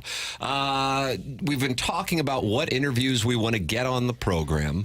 The pale whale is what it's called in honor of Jackson being pale, and the white whale, that's the combination. It's just cute. Sounds like a dive bar in South City. I do kind of like that. Pale I miss the whale. Windsor Inn on Hampton. So we've agreed that we'll take Kevin Demoff if I can get him. All right? Oh, yeah, so we're on. 100%.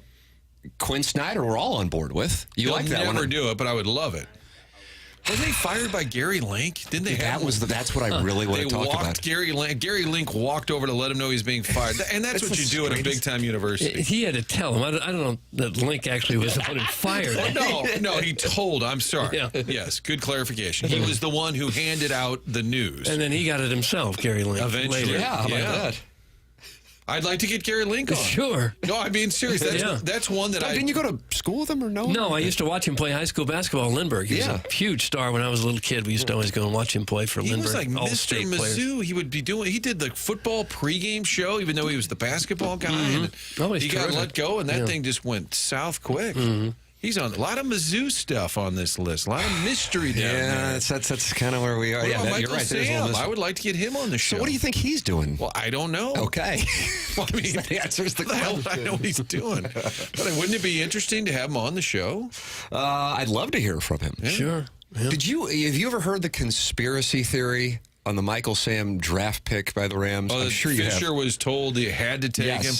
We'll take Michael, and the league will therefore approve the move. Was it not approving the move? But that was implied. And then I recall they had some games over in London. That was also part of the very deal. Popular.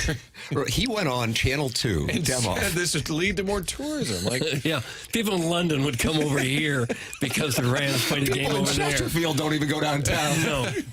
Cheerio, mate. We're here to see your football squad. They're not losers. I would like to get Fisher on. You had him on your podcast, didn't you? I did. Oh my God, man! This is what an absolute. This is one of Jackson's words. He told me to work it in the Fisher window and door story 8:00 hour. Because it's Fisher? Dichotomy. Yeah. Oh wow. Serendipitous. Stop it. What? Don't say serendipitous. Okay, sorry. Okay, not here. A listener to TMA told me he had gotten Jeff Fisher's phone number off of his dad's phone. I'm not BSing you. This is how it went down. And he said, I'm pretty sure this is it. And this was like it was right after he got fired. So I'm like, okay, you got to put pucks on net. And so I called it and I texted it. And I'm driving along. It's an afternoon, probably a week afterwards. And I was thinking to myself, oh, yeah, I guess that was the wrong number, or he's just not going to get back to me. And he calls, and it's me and Jeff Fisher talking for like 40 minutes. We even get into the Jared Goff, Carson Wentz picks, and he's just saying everything. And he goes, oh, they knew they were going to move. They knew they were going to move back in, September. He was really bitter when he got fired. That's why. So that's he why we're going delivered into the move, and then he gets axed. Yes, exactly. He got demoffed. Oh, boy, did he ever. And I was sitting in my car looking at the phone going, I cannot believe what I have going on. And I said, are you willing to come on the show and talk about this? Remember this, Doug? And we booked him, John Seymour, incredible producer. He produced at 101 ESPN. Then he came over to TMA. Big step up. Absolutely. That's the progression. It's going from the Yankees to the Marlins. And he's waiting for the call. And Fisher said he was calling at this particular time, and then he avoids it. He eventually comes on my podcast, and the things that he told me on the phone, he then acted like he never said. And I was like, okay, I guess we're going to do this.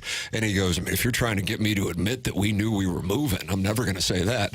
And I'm like, okay, but you're not saying it didn't happen. You're saying I'm never going to say that.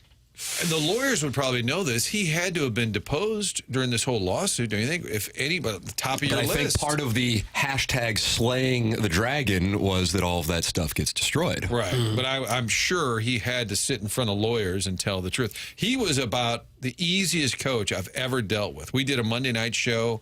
We did pregame stuff. He was the coolest. Now, they didn't win a lot. Yeah. And guys like Chris Long would tell you that, oh, man, love Coach Fish, but we're going 7-9. Like, people loved Fish. Maybe now he would revisit. It's been a while. Even after a bad game, though, he was always pleasant and would talk and handle any question. We had all these one-on-one commitments that he would do, and, I would call Chuck Marlowe. They'd be in Seattle, they'd lose, or Phoenix, and I'd call Charlie, like, how'd it go? How was Fish? He goes, dude, he's fine. He makes $8 million a year. He's fine. And I'm like, I know, but they just lost 30-10. And Charles like, dude, he's fine. He makes $8 million a year. I'm like, oh, okay, he's fine. That's probably got something to do with it. Yeah, We'll regroup on Monday, but we'll lose next week. Doug has a wonderful impression of Jeff Fisher. This was when somebody asked about the offense and defense. Go ahead. Oh, I'm not sure what special you're talking teams? About. Oh, it was the special teams. Special team. Don't forget about the special team. I've heard that a few times. All jowl. Is that what that is? That's a jowl sound? Just talking with your jowls. All right, here we go. Pale whale. We have the recommendations. Talk to guys from the steroid era of baseball. So remember Sosa did like an interview on ESPN, but it never really got that much attention. Both with the combination of how his appearance looks incredibly different from the man he was. He's a white guy now. Yeah, there's that. Is he a pale whale? He's a pale whale. Literally. He's like pink. He's like turned like pink. Mike Keenan. Did you guys have any interactions with Mike Keenan? Oh, yeah. That was kind of before my era. Yeah. I was here with Keenan. I remember towards the end, if they'd put his picture up on the video board, the whole building would start booing. They had to stop showing the cutaways of him on the bench. He was a different guy away from the ice as he was on. I always thought Mike Keenan was doing a Scotty Bowman impersonation, right down to the hair combed all the way back, where Bowman was kind of very difficult, stern taskmaster, clearly the one in charge, wanted everyone to be slightly afraid of him. But off the ice, couldn't have been more pleasant. Friend of the show, Mike Caruso, I think, had his career advanced by Mike Keenan. I think he actually had a good experience with him and then moved up the ranks. It was my first year in town. Keenan came back because he was coaching Vancouver, and they made him available. I remember being down there, I don't know if it was after the game or before the game, and Frank was in front, and Frank was peppering him. Mike, what is your biggest regret? He's just like pounding him, and I'm like new to town, and I'm in the back kind of raising my hand, and Keenan finally just got sick of Frank peppering him. I'm like, okay, who is the Mount Rushmore of Blues players that you screwed over? And then Mike Keenan pointed at me and goes, that guy. He moved on. Oh, hey, that guy. Hey, thanks. I'd put him on the list. I'd love to have him on. 9 o'clock in St. Louis. Tim McKernan and Doug Vaughn, Martin Kilcoyne, and Jackson Burkett with you. It's the morning after. The program's presented to you by Brown and Krupin. And you're welcome to email in for our Design, Air, Heating, and Cooling email of the day. JV golf coach and Buck Swope are tied with 6 wins apiece for the month of October. Goes to Gangster Pete's hat. Has 5 wins. You can compete with the greats. The morning after at InsideSTL.com. That comes your way at 10:45 here on the program. Martin always has things, though, at 10, and so he leaves at 10. I did 2 hours of paperwork yesterday. I said immigration. It was a little more like customs. I had my passport out. They weren't sure who you were. A lot of paperwork. Yeah. We have So What'd Your Grandma Think, which is a tribute to Calvin May. Yeah, with the Open. With the Open is back? Yeah. Oh, yeah. I don't know if you were around when Cal May asked Jason Hayward what his grandmother thought. You'll enjoy this Open. We'll have that word Dallas reporter. The best would be the skipper, because he deferred to Cal May. And if Tim said it or Doug said it, it'd be swatted into the upper deck like, Tony, would you say it wasn't the greatest outing by Izzy? Yeah, that's a really good point. And you're like, what? It was? It is? So that's what that segment is named after. That is coming up.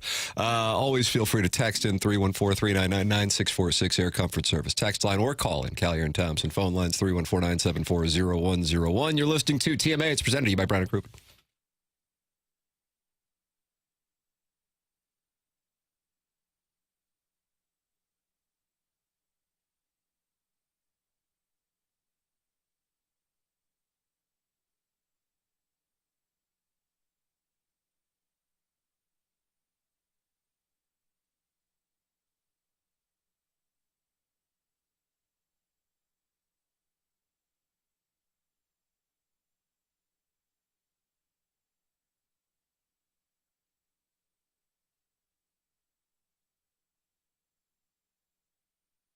Feeling like you've lost your edge? If your energy, focus, or drive is not what it used to be, it's time to get back on track with Mantality Health, your local experts in testosterone replacement therapy. Visit Mantality today at lowtusa.com. That's lowtusa.com.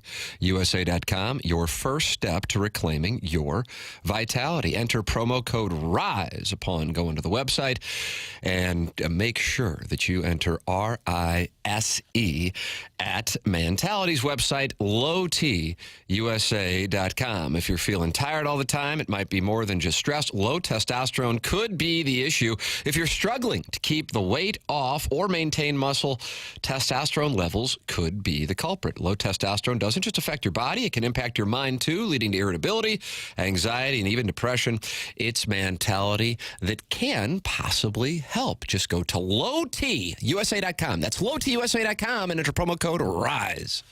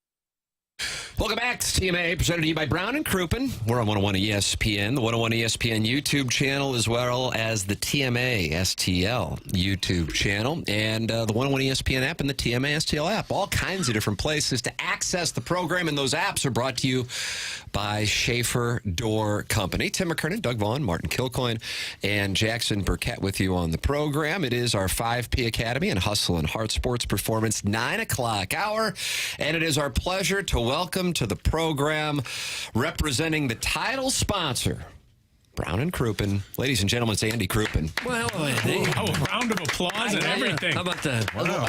Who I've gotten to see. You talked about that lid, which is so wonderful. I'm so jealous of it. Now Doug has a full head of hair. Martin's got a full head of hair. Jackson's increasing his hair. I'm the bald one in here. And I got to see it last, and it truly is, as you said, a thing to behold. Did I say that? Let me tell you something. When it, I sort of used it as a Halloween prop. And when I use a pick to pick it out, maybe one time for the viewers, I'll bring it in, or I'll do it live. You would not believe how big it gets. Right now, it's really kind of slicked back because it's still wet. I haven't been out of the shower for very long. But it's great. This studio's huge. This is great. I feel like I made it. Closet next to the restroom. That's right. Well, except that closet had our name on it. I guess that's true. Sounds like a grievance. Martin's taking notes over there. That's right. Okay, check the paperwork about Krupin Door. Okay. Thank you. We were having a conversation in the previous segment regarding the Rams, and a conversation that I had off air with Jeff Fisher, and then the conversation that I wound up having with him on my podcast.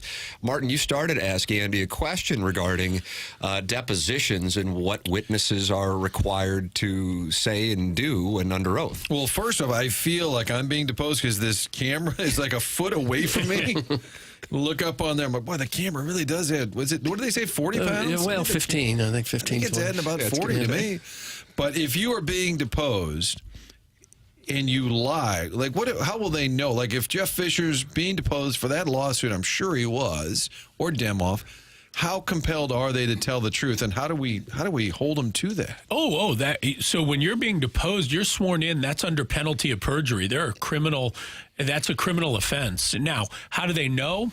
I don't know. I mean, it's like any crime. Somebody has to have reason to believe that you've committed the crime and are able to prove it. But oftentimes those things are provable. People are convicted of perjury all the time. So and it's a pretty major threat to tell the truth. Without a doubt. Now, you aren't always required to say everything you know. In other words, if it may incriminate you criminally, you may not have to say it. But if you say it and it is untrue, that's a problem. And what's the penalty ballpark for perjury? Well, I guess it depends on the circumstances. Asking for a friend. But remember, Lil Kim, I think, did a year in jail.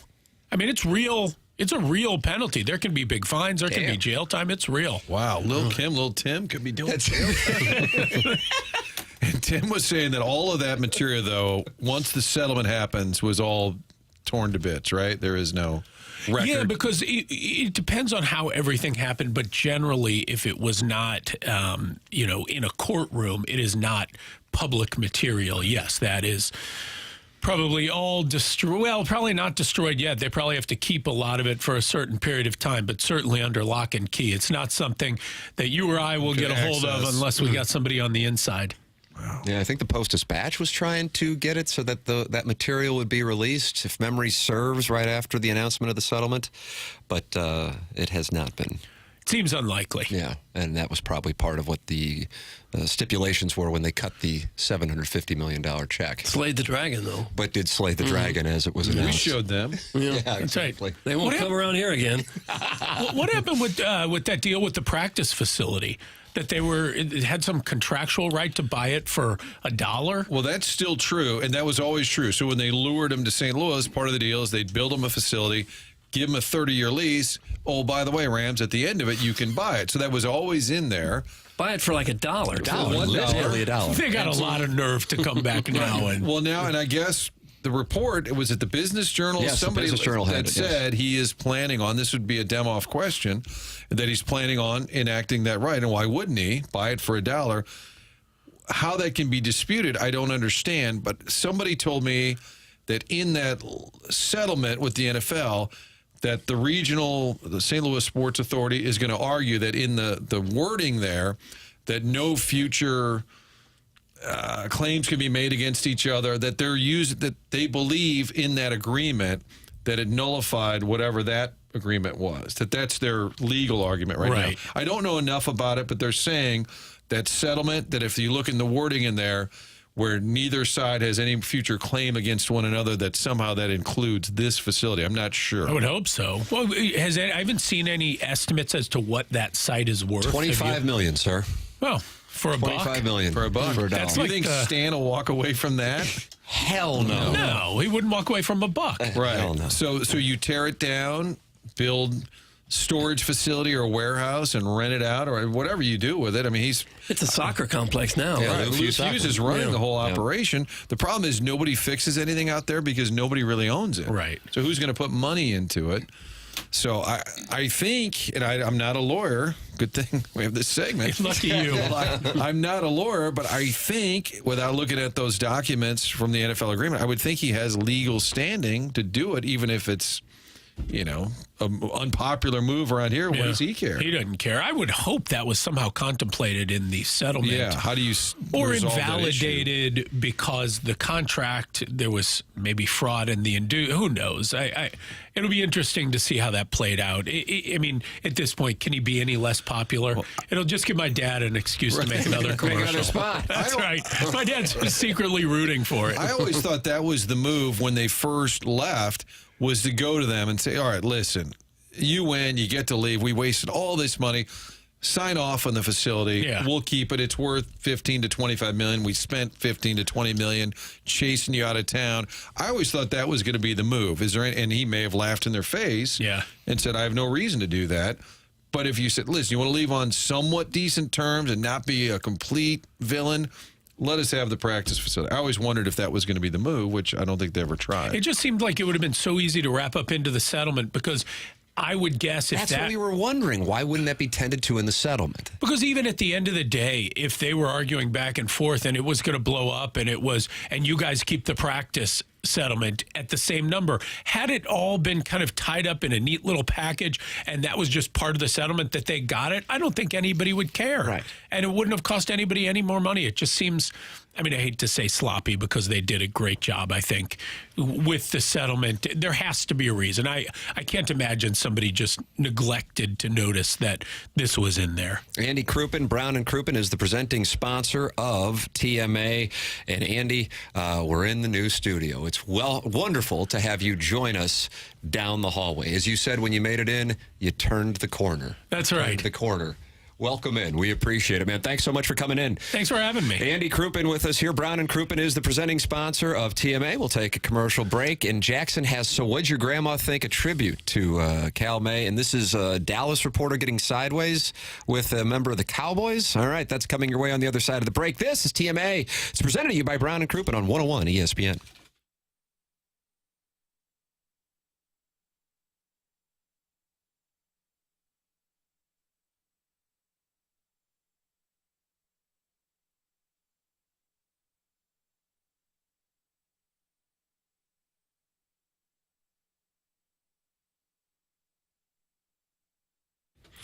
If you are looking to get your house spruced up, the name you need to know is Collier & Thompson. It's a great investment in your home to do everything you can to make it look its absolute best. Collier & Thompson does kitchens and bathrooms and basements and wine rooms, man caves, bars, accent rooms, fireplace walls, offices, you name it, they do it. They're also big on removing walls to open up that first floor. They've been doing a lot of that lately. This is a business that's been around since the 1950s. They have more than 160 total years of experience with their crews. The owners, Carolyn Beard and Bob Strati, have both been there more than 20 years now. They got a team of designers. They've got all kinds of specialists to do the jobs for you. Almost everything with Collier & Thompson is right there in-house. You don't need to go to 5, 8, 10 different places to remodel one room. With Collier & Thompson, the countertops, the appliances, the lighting, the flooring, the hardware, the plumbing, it's all right there in-house. Collier & Thompson is on Manchester in Baldwin, right there next to Uncle Bill's Pancake House. Come home to quality. Come home to Collier & Thompson.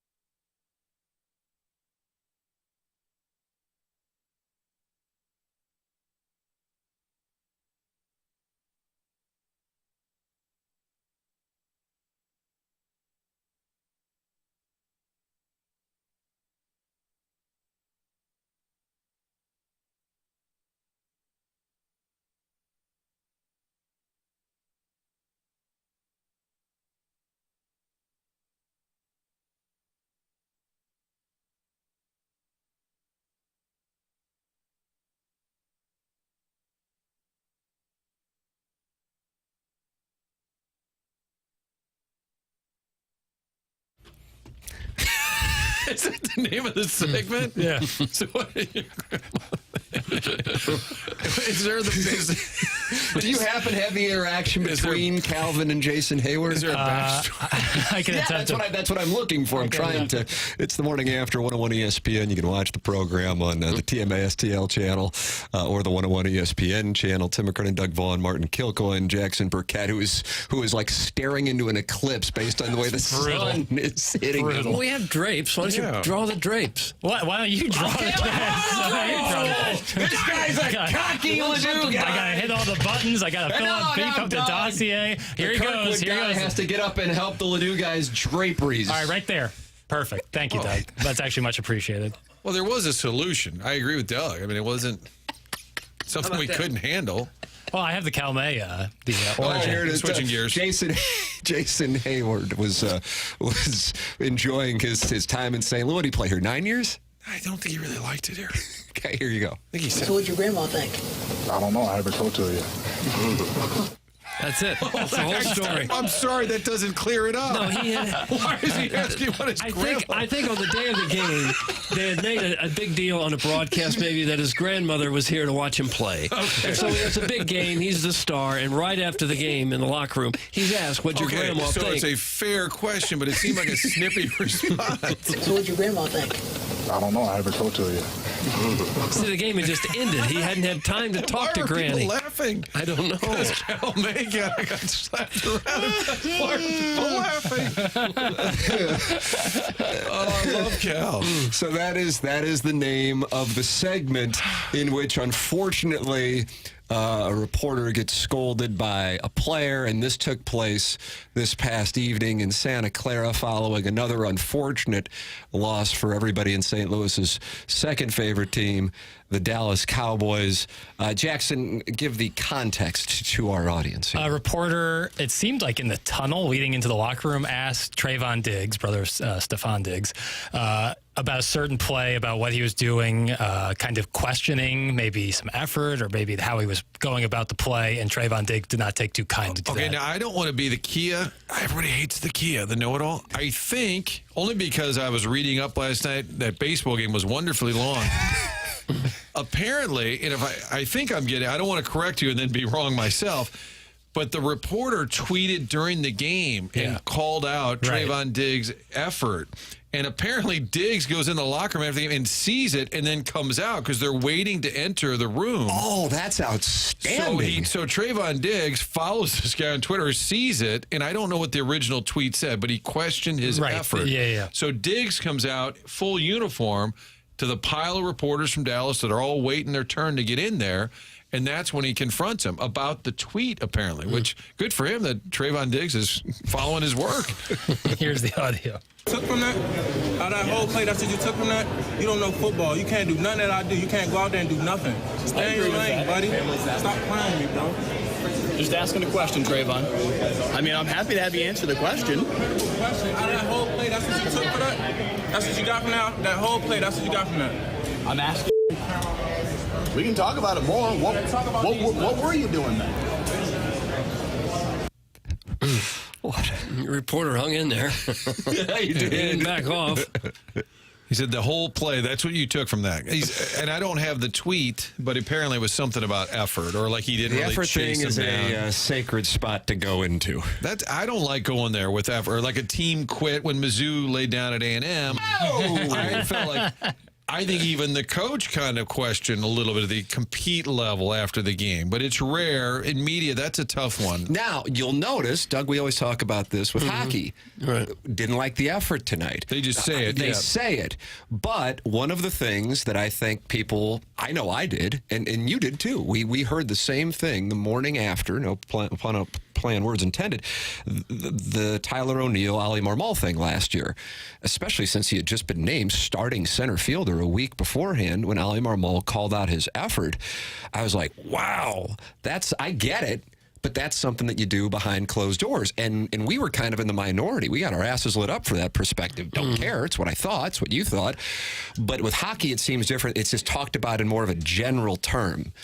But, like Anthony Richardson, we talked about the tapping out. That's gotten national media going crazy, and I imagine it's the same thing in Indianapolis after he asked out for a play. Tyler O'Neill having his effort called out, that was the end of Tyler O'Neill in St. Louis. So the effort thing is a sacred thing in the realm of sports. Hockey, it's just a different connotation, I think. Mm-hmm. And my understanding with the Ali Marmol quote, which shocked a lot of people, especially with the Cardinals, everything's great. Come on down, grab a bobblehead. It was weird to kind of see that. My understanding is there was frustration in the clubhouse with O'Neill, and that he was great to deal with, super polite, and seemed like a great guy. But I guess there was some frustration with some of his teammates, and that's why they felt it was okay to kind of throw that out there. But it's such a bad, it's great for us. It's a great topic, but it's such a bad look when you start disclosing things publicly, even if it is a clubhouse issue. But that was my understanding, is that it was almost done to kind of appease the room, like, hey, we're going to call this guy out so that you guys all understand we have a certain standard here. But I think O'Neill was like shocked. He kind of just doubled and tripled down on it. Like, I don't have any problem. I think it's especially bad to have your effort called out in baseball, where the players aren't really tired. It's one thing in football if you've played 4 quarters and you're dying out there and you'd love to have a quick breather, or even hockey. But baseball, you've got no real excuse to be tired, not to give an effort. Shannon Sharp was all over Trayvon Diggs for going after the reporter. Jackson, you say this is some good sound here from Doug. Do you call him Unc? Yeah. I don't. I've never said Shay? Well, there's Club Shay. There's Unc. There's the thing he does with Ocho Cinco. Yeah, this is from that. Okay. This is from the podcast with Ocho Cinco. New segment. This is from that. How did Trayvon get his phone so quick? So he going straight to IG. He going straight to social media to see what's being said. Ocho, is that not a reasonable question, man? What Dave doing on this play? Yeah, it is. Man, these guys, bro, man, society, bro, y'all got sports guys. Y'all got to toughen up. Come on now, y'all got to let people do their job.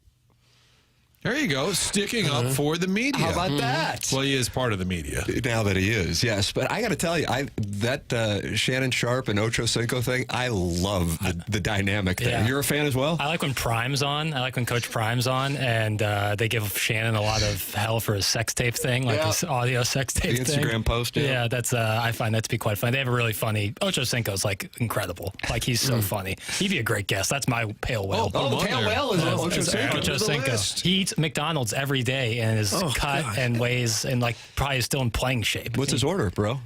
He likes a Big Mac. Does he really? You couldn't do that. You can't out-eat it. You can't outwork a diet like that. Jackson. It's what he says. I didn't say it. Well, he's going to be a guest. Call him Ocho Cinco and Dem off tomorrow. Big show. You couldn't eat like that and still be cut. I don't think you could. Marshall Falk would come in Sunday nights on our Rams show, the Falk Talk segments, and he'd have a big bag of McDonald's. And I said, "What are you eating? What are you doing?" You didn't score 3 touchdowns a day? And I'm like, I know, but I'm not eating like 2 extra large fries. He goes, I see you running up and down the turf floor. And I'm like, okay, go ahead. Whatever works. Enjoy your treats. I do think there's a great point. How quickly is he going to his phone? He was in full uniform, hadn't taken a shower, hadn't taken off his shoulder pads, and he's immediately going to his phone to just see what's being If said. you're reading your phone with your gloves still on, you should know that it's too quick. Yeah. He probably thought he was going to get some blowback, and that's why he did it. Yeah, probably. He was looking for the trouble. Martin was looking for trouble yesterday when he sat down with John Mazalak. Looking for trouble? And that's what the interview became. Now, I'm anxious to hear what he has to say about this. We're going to have this soundbite for you coming up. It'll be airing live tonight on the 2 Fox following the World Series Game 4. Martin's sitting down with the Cardinal president of baseball operations and apparently general manager also? He is the general manager because Mike Gersh has new responsibilities. And the new guy they hired, Cifolio, who came from Cleveland, seems like a sharp young guy, followed me on Twitter. That was big. I got to be careful. Yeah. I just started tweeting a bunch of stuff about Yale. Who do they play this weekend? Let's have a Yale segment.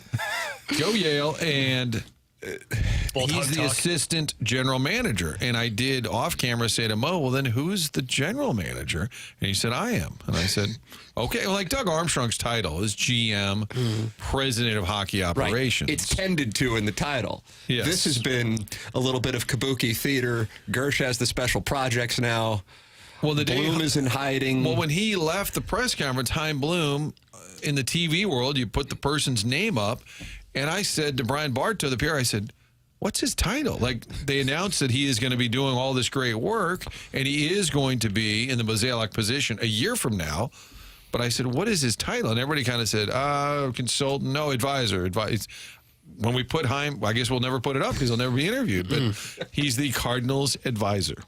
Cardinals advisor is the title. Well, the president of baseball operations sat down on the 2 Fox Morning. I asked him, what did your grandma think? And then you're going to hear the response in addition to on the new game plan for the Cardinals and how he expects fans to react. I can't wait to hear this. We're going to have that for you on the other side of our bottom of the hour commercial break. You are listening to TMA. It is presented to you by Brown and Krupin. This is our 5P Academy and Hustle and Heart Sports Performance 9 o'clock hour.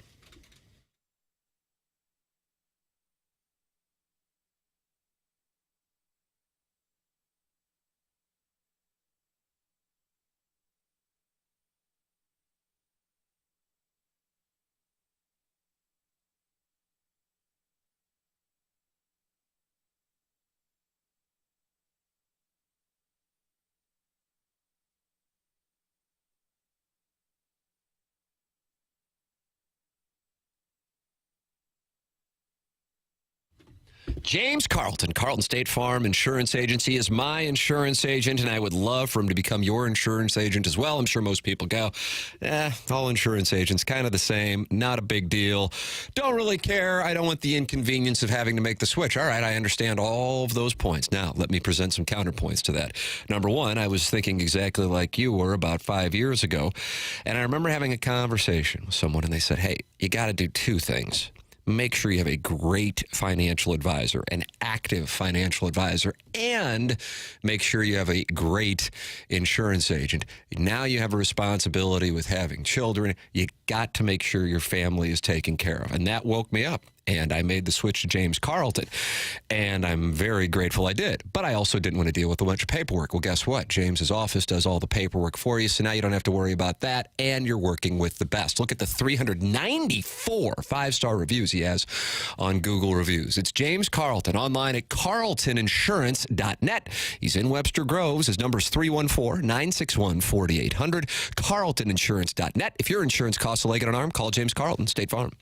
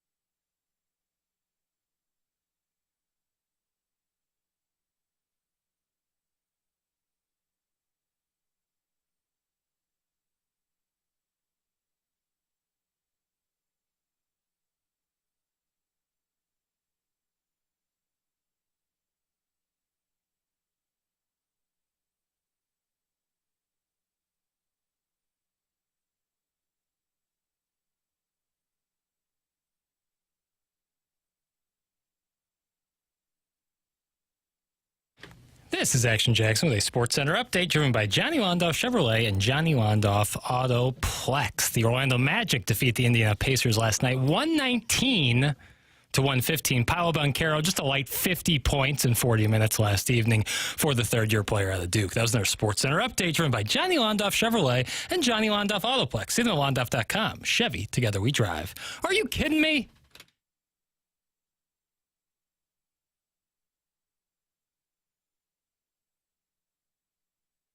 Welcome back to the Morning After. Timothy Michael McKernan, Douglas Sullivan, Vaughn, Martin, Joseph Kilcoyne, Jackson, Bennett, Burkett, updating you on the Orlando Magic.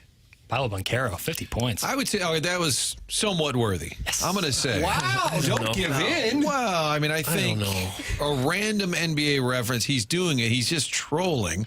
But that one had a little news value. 50 points, Martin. I'm agree. Don't argue with it. I'm on your side. What did your grandma think?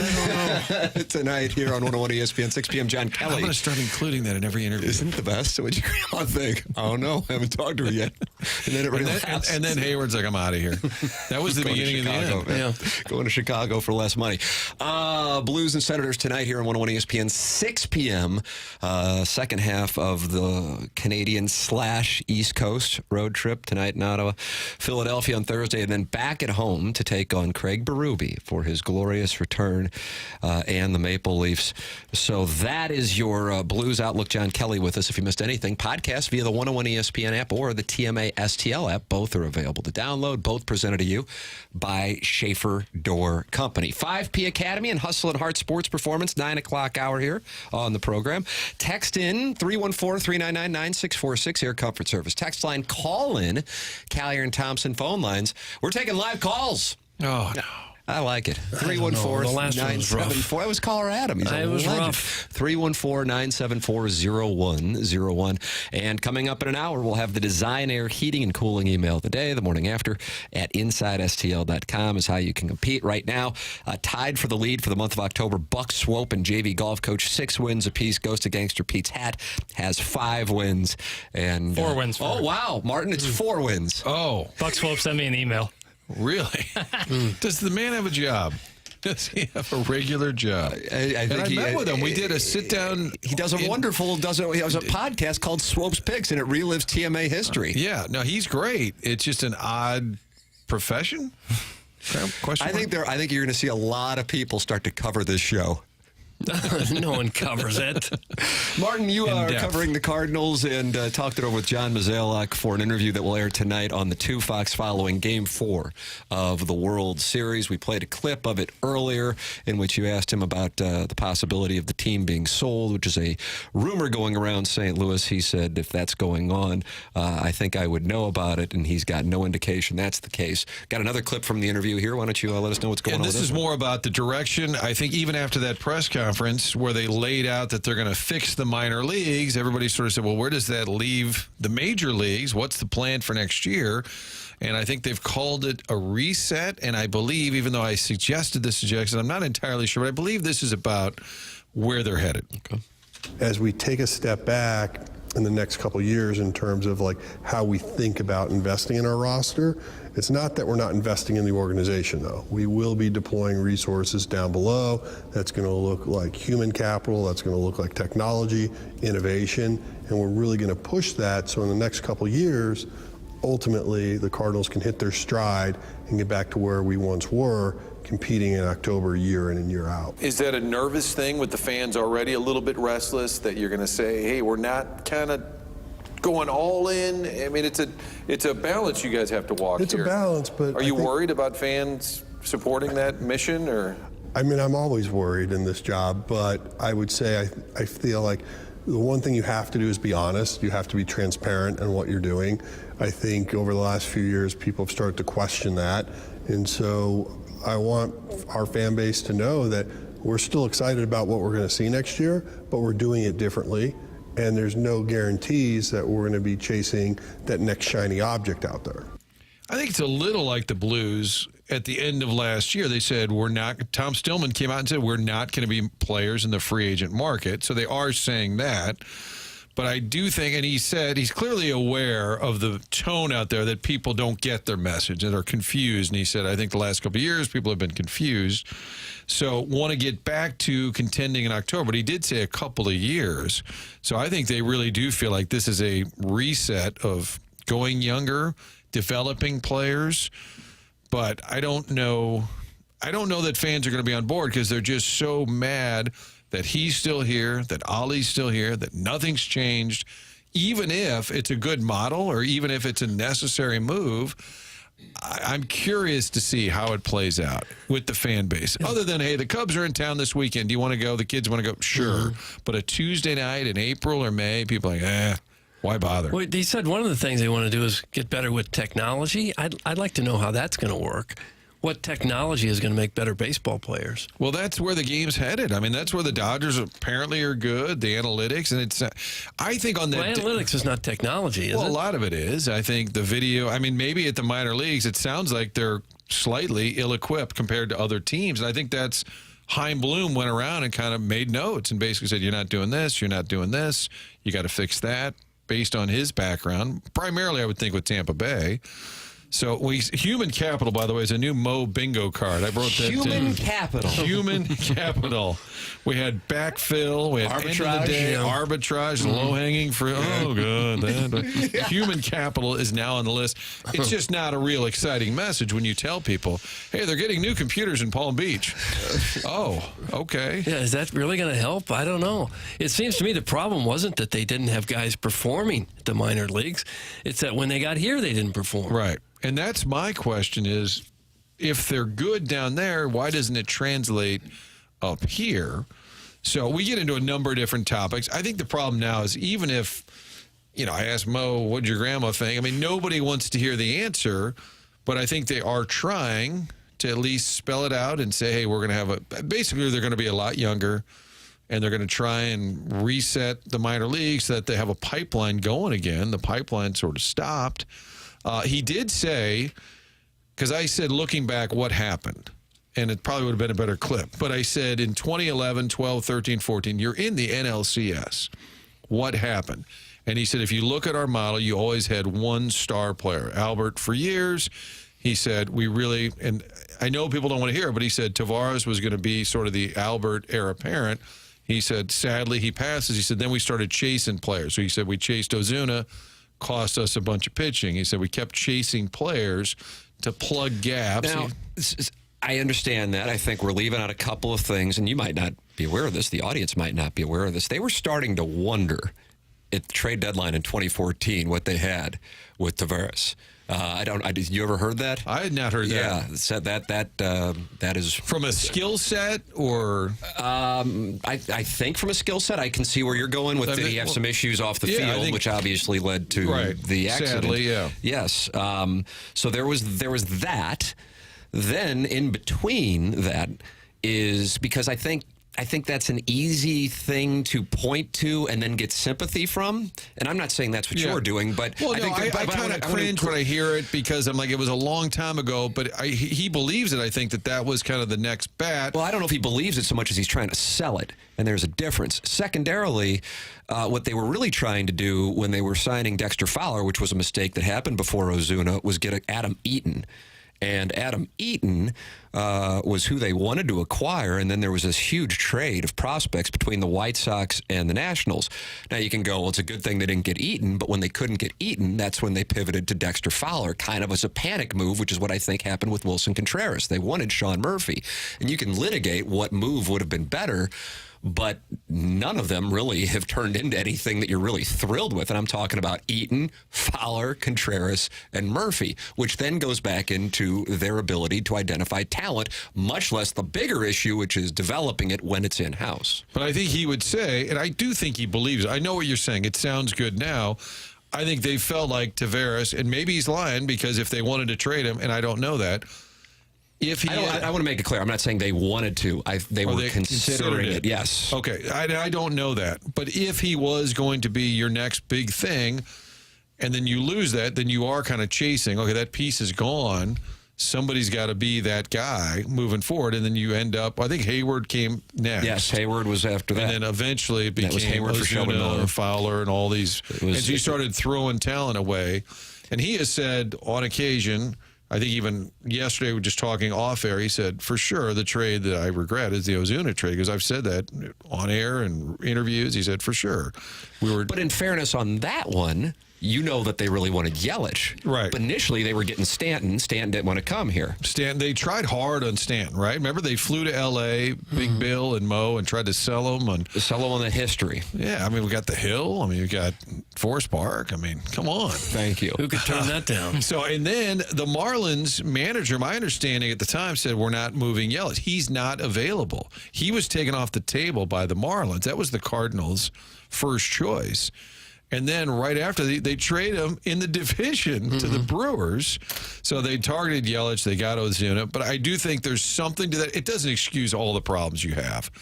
But they were always chasing talent, whether it was Goldschmidt. That was a great trade. Even though Luke Weaver now has resurfaced as the Yankees closer. He's the next Engine 42. In the Arenado trade was a great trade. But you were always constantly chasing players. Yeah. So I don't think it's an excuse. It probably is a factor into all the different things that have gone wrong. But I don't know what next year's going to look like. I think that's a very reasonable question, and they know it. Like, what are the stands going to look like? What are you selling? See, I love it. I love that they're doing it, and I think had they, which is kind of what you were speaking to, Martin, parted ways with Mozeliak, or just said, hey, I'm stepping back. I'm still going to be here, but Bloom is the guy now. I think that would have earned even more equity with the fan base, because I think the model that they're now using is the right model, and I wish they would have started turning the page at the trade deadline of 2023. They decided to hold on to Goldschmidt and Arenado. But in fairness, I don't know if they said we're not going anywhere because they have the no trade clause. I just think it's the person delivering the message that many in the St. Louis area don't like and don't trust, and therefore the model gets a lot of distrust, even though I think the model now is the right one. If Chaim Bloom says the exact same thing, people are like, oh, okay, this sounds good. Exactly. I mean, for sure. I think there's something to that. They don't want to go that direction. I think it does hurt them in terms of the message. But now, if you trot out Walker as your first baseman, Gorman as your third baseman, we'd all say, oh, it's about time. Who's to say they're going to hit? That's the next problem is, what do you have? If you do say we want to kind of use our own guys instead of going out and chasing it, who's to say they're going to perform? That's a huge, huge question. Yeah. And going out and chasing it has oftentimes paid more dividends than the guys that they're bringing up. Gorman was supposed to be a big star. Walker, too. I'm still very young for Walker. But I'd say they hit the jackpot with Goldschmidt. I mean, it's a great trade. MVP season for him. Arenado's been one of their best players, even though clearly he wasn't as good this year as he's been in the past. But those trades they made, those were dynamite deals. Well, historically, their best players for the last 20-plus years have been trades, right? Yeah. I mean, from McGuire and Edmonds and Rowland and Renteria. I mean, go down the free agent signings have been stunning. Mike Leake was maybe the worst. I'm gonna enter Brett Cecil into the conversation. Yeah. $30 million, I believe. Yeah. Love to play video games. Yeah. And then his hair was too long for my liking, Tim. Well, then he cut it, and then that was the new look. That was going to change everything, right? I just don't know how much he really enjoyed playing the game. Yeah, that seemed to be a thing. Well, the guy who was traded here, he was only here briefly. It was the Yankees pitcher. This is when the Cardinals were still sort of trying at the deadline, maybe 17. He came from the Yankees, and maybe a lefty. I know who you're talking about. Chasen Shreve? Yes, Chasen. I was going to say somewhat of a strange name. Chasen Shreve, the day he got here, he was traded from the Yankees, and the Cardinals were maybe in third place, and we're like, hey, what have you heard about St. Louis? Yeah, it's great history. You could tell the man was so depressed. He had just gone from the Yankees to the Cardinals at a time when maybe the Cardinals weren't all that exciting, question mark. But we did ask him, what does your grandma think? Yeah, and that's the key anytime you're having a conversation. I think it's a fascinating year for a Cardinal team. Their mistakes the last couple of years, maybe it's just been the patchwork.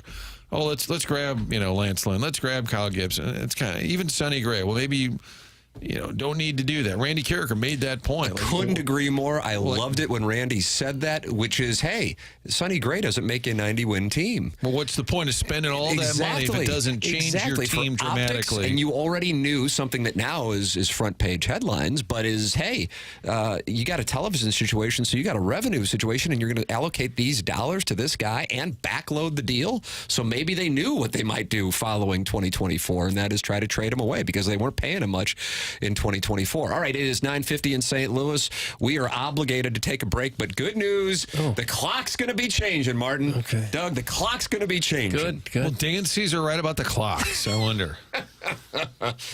You think that'll get a lot of people are covering this show now. Well, there's a press conference after. Is it really? To go over all this.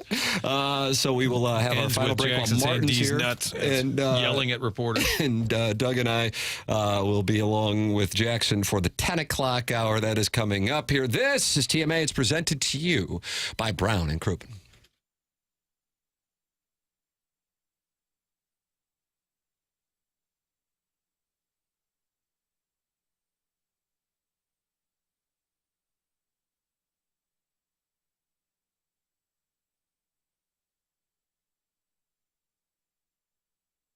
$100 Dental is offering our listeners an incredible deal.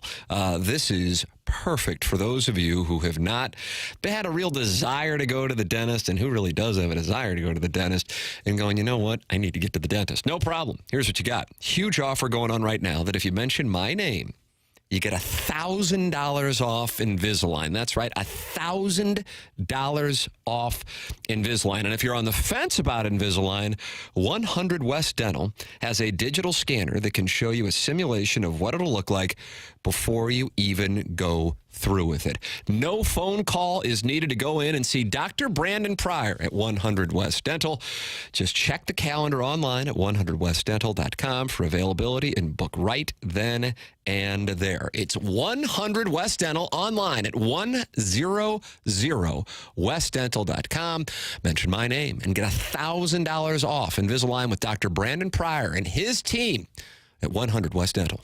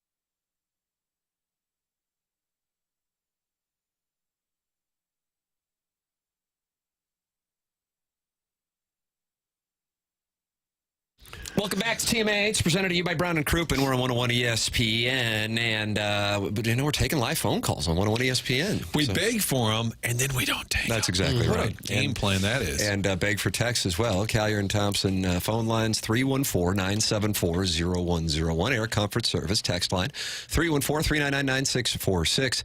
And then the Schaeffer Door Company is the sponsor of the 101 and TMA STL apps, where you can go back and podcast the program and live stream. It's all there for you. We welcome to the program Lisa on the Collier and Thompson phone lines. Good morning, Lisa. Hi, guys. Hi, Lisa. I have a question that has never been asked. I interact with some of you on Twitter. I think the thing with Mozeliak, and Martin, I definitely will watch. Why did Mozeliak, after Tony was gone, say, screw experience in the dugout?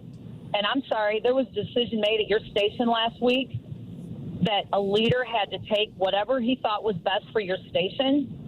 But now we only have inexperienced manager trainees. How is it that the St. Louis Cardinals don't deserve the best in leadership? And I am a person that believes leaders set culture, hard nine, pitching defense. And I have zero faith in Ali Marmol, not because he's a bad guy. I just don't think he's ever won. Who the hell on that team's won? Watch your language. And, sorry. That's what you get upset about on this show? Mm-hmm. That's what triggers Doug? No, I just don't understand why Mo gets a free pass. He's hired 3 managers in a row that aren't effective. And when one pushed back, he got fired. So who in their mind thinks that no experience on a major league team doesn't matter? Is it seriously because he doesn't want any pushback? He didn't want pushback. That's what I've always been told. I think it's a fair question, because there's the puppet theory that if you hire somebody that owes you for their job, then they're not going to question anything you do. I would argue, though, Matheny had some success. I mean, they were good in 12, 13, 14, so 15. Schild had some success. Marmol did win a division. I was disappointed. Yeah, he did. Excuse me, but let's get real. Matheny won on the hindtails of Tony.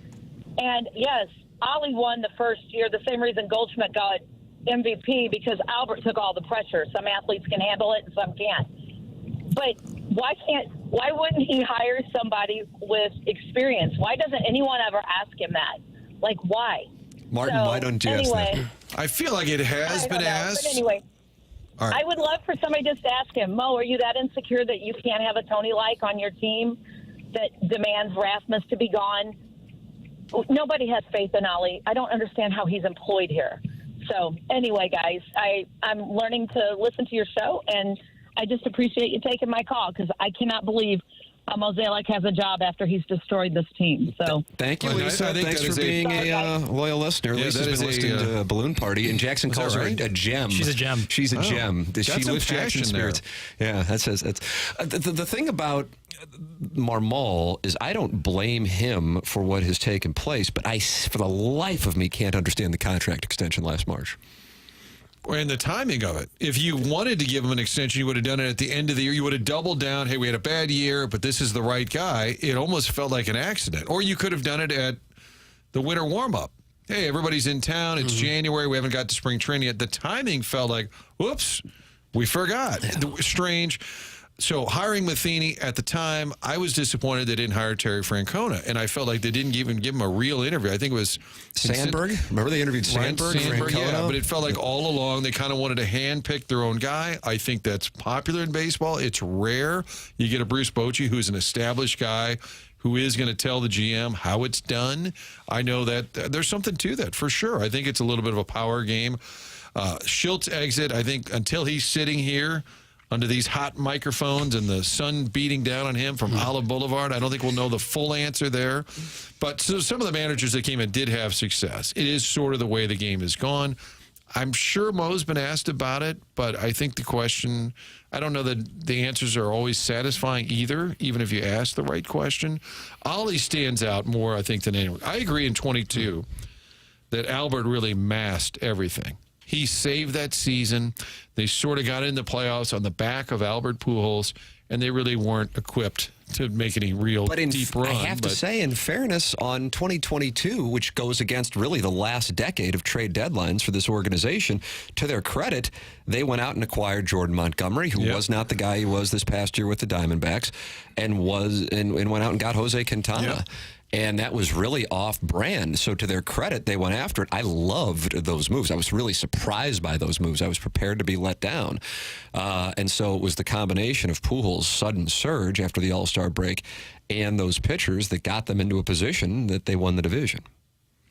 I think they feel Ollie's a bright young manager who blends the analytics with being a good bench coach. I just think when you have a younger coach or manager, you sort of have to go through the growing pains with them. If you hire a first-time coach, I think Mizzou's going through it with Drinkwitz. I think he's learning to be a head coach a little bit at your expense. I don't like that as a fan, but I think that's obvious that that's part of it. The game management part is what you're making reference to. That just hasn't been around, doesn't quite know exactly what to do in certain moments of the game, and it's frustrating as a fan. I think you see that at times with Ale Marmol. I think the Matheny hire was clearly a Cardinal kind of hire. He's our guy. I think he and Mozeliak had a good relationship. It wasn't all on the heels of La Russa. I mean, Albert left. Mike Matheny enters the building, and Albert leaves. That's a pretty big piece that's missing. So I wouldn't discount a little bit of the Matheny success that he did have. Corey Patterson did not come back after 2011. No, gone. Changed everything. Did Adrian Chambers come back? No. With Ali, the perception is because he's new, he's not really much in charge. I think that's the perception. In that if he were, he would have been held accountable for the last two horrible seasons that they've just had. Don't you think that's the game right now? That largely is the game where the managers are largely inexperienced? There's a few out there. You mentioned Bochy, and there's a couple of old Showalter and some of the guys who've been around a long time. I think they probably still call their shots. But most of them, I think, do get the phone calls from upstairs saying, here's what the analytics say, and this is what we're going to do. They say Dave Roberts gets handed the lineup. That's what I've heard. I don't know how accurate that is, but the Dodgers are so driven by, even with all the money and big-name players, and he said something in one of the press conferences, well, I'll go upstairs and talk about that later, like about a pitching decision. Mm-hmm. And like, that's just the game right now. I don't like it. That's how you get Edmund batting fourth one night and ninth the last. They're playing fantasy baseball upstairs. Bring back the skipper. That's what I say. The skipper, you'd love to do. He would do it, wouldn't he? He would. Yes. Tell Mo to take a hike. I wonder what Whitey Herzog would have said about that. All right, Martin, we know you have things at 10 o'clock. Doug's looking to find a way to get some things as well at 10 o'clock, I think. Look at that dossier. It's just scribbled ink everywhere. Look at this. Even back when we were doing the morning grind. I want to talk about the white squirrel tomorrow. Yeah, Jackson will talk about the white squirrel. Martin's got to go to do his things. Hour number 4 of TMA coming up. Jackson has his little piddles. What is Tuesday called? Questions aplenty. Oh, please. Doug's really going to look for things for that. Yeah. Questions aplenty. Yeah, what an ad lib. That'll also include the Design Air Heating and Cooling email of the day at 10:45. This is the Morning After on 101 ESPN.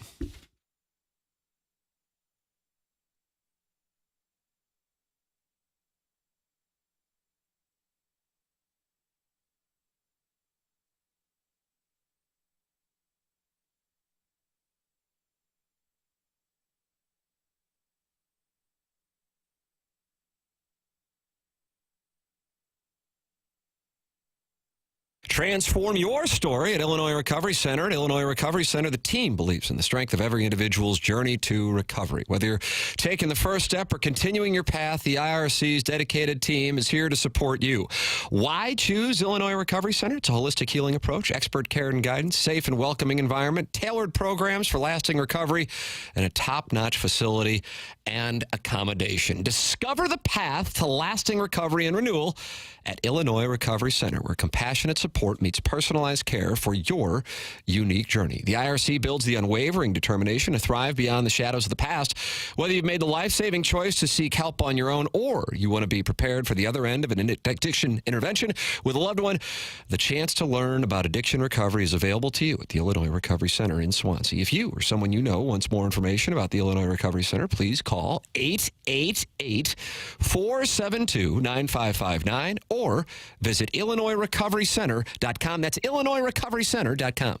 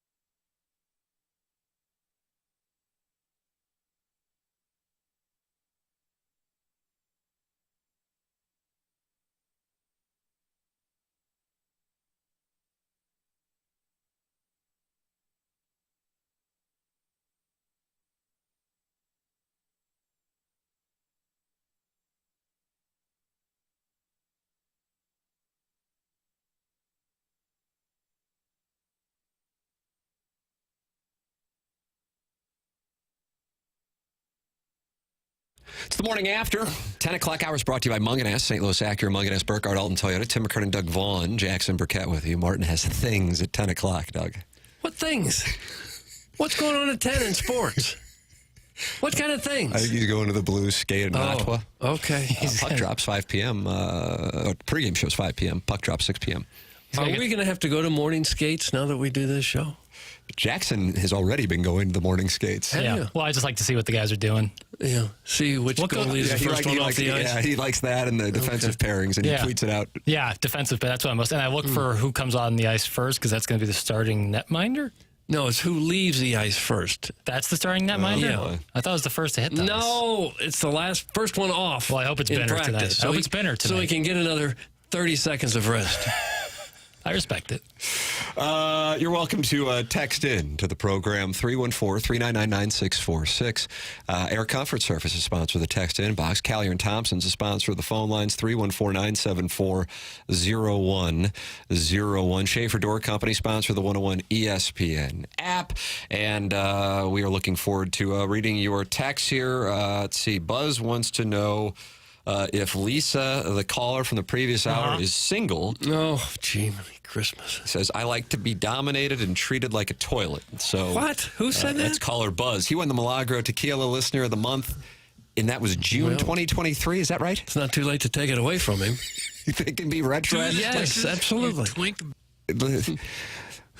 Are the drops tougher for you to access in the 101 studio? Not tougher to access. It's just a weird position. It's over here. So then what that would mean by definition, it's tougher to access. I thought you meant like access computer software-wise. No. But physically, yes. Can I put in a request for more drops? Yeah, no problem. Okay, nice. And you still have the sun barreling through that window right on your eyeball. Doug asked during the commercial break. Chairman Kurt came in here, and everybody's concerned about you, Jackson, because they see you and they think you might get squinting. It might be like Raiders of the Lost Ark at the end here, based on the way this heat is approaching you. There are some sunglasses over here. Would you like a pair of sunglasses? No, I'm not wearing that. Those are Jackie O sunglasses. Elton John I look like Larry David's dad. Yeah. Bradford's beard, it doesn't do it for me. There's producer Joe and Sam Bradford. Oh, Doug looks great in those. You actually look like you might know. Like, those would be like fit your whole aesthetic. Yeah. If I were you, I'd put them on. You don't need that sun in your eyes. So they wanted to switch the drapes, the blinds. I don't know what we have here. And Jackson said, no, I'm good with it. So, well, yeah, I'll just deal with it. So if you're watching on YouTube, I haven't even looked at it. Now I just saw it. Holy crap! Yeah, I know. I look like an experiment. You look like the end of Ghost with Patrick Swayze saying goodbye to Demi Moore. Good.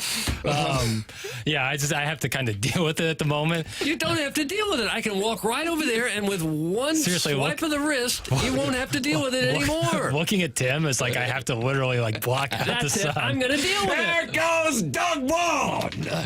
Here comes Vaughn. He's gonna score. Here comes Burkett.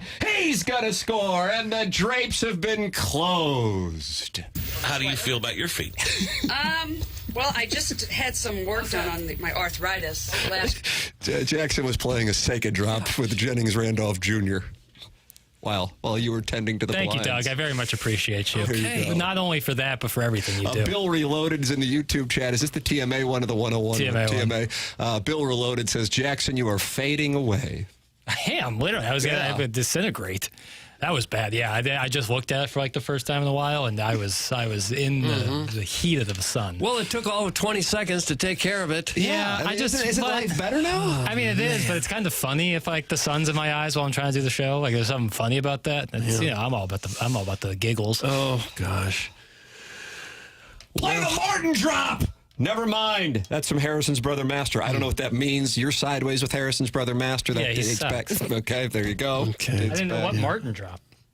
I don't know what he's talking about, but I do have. What do I have?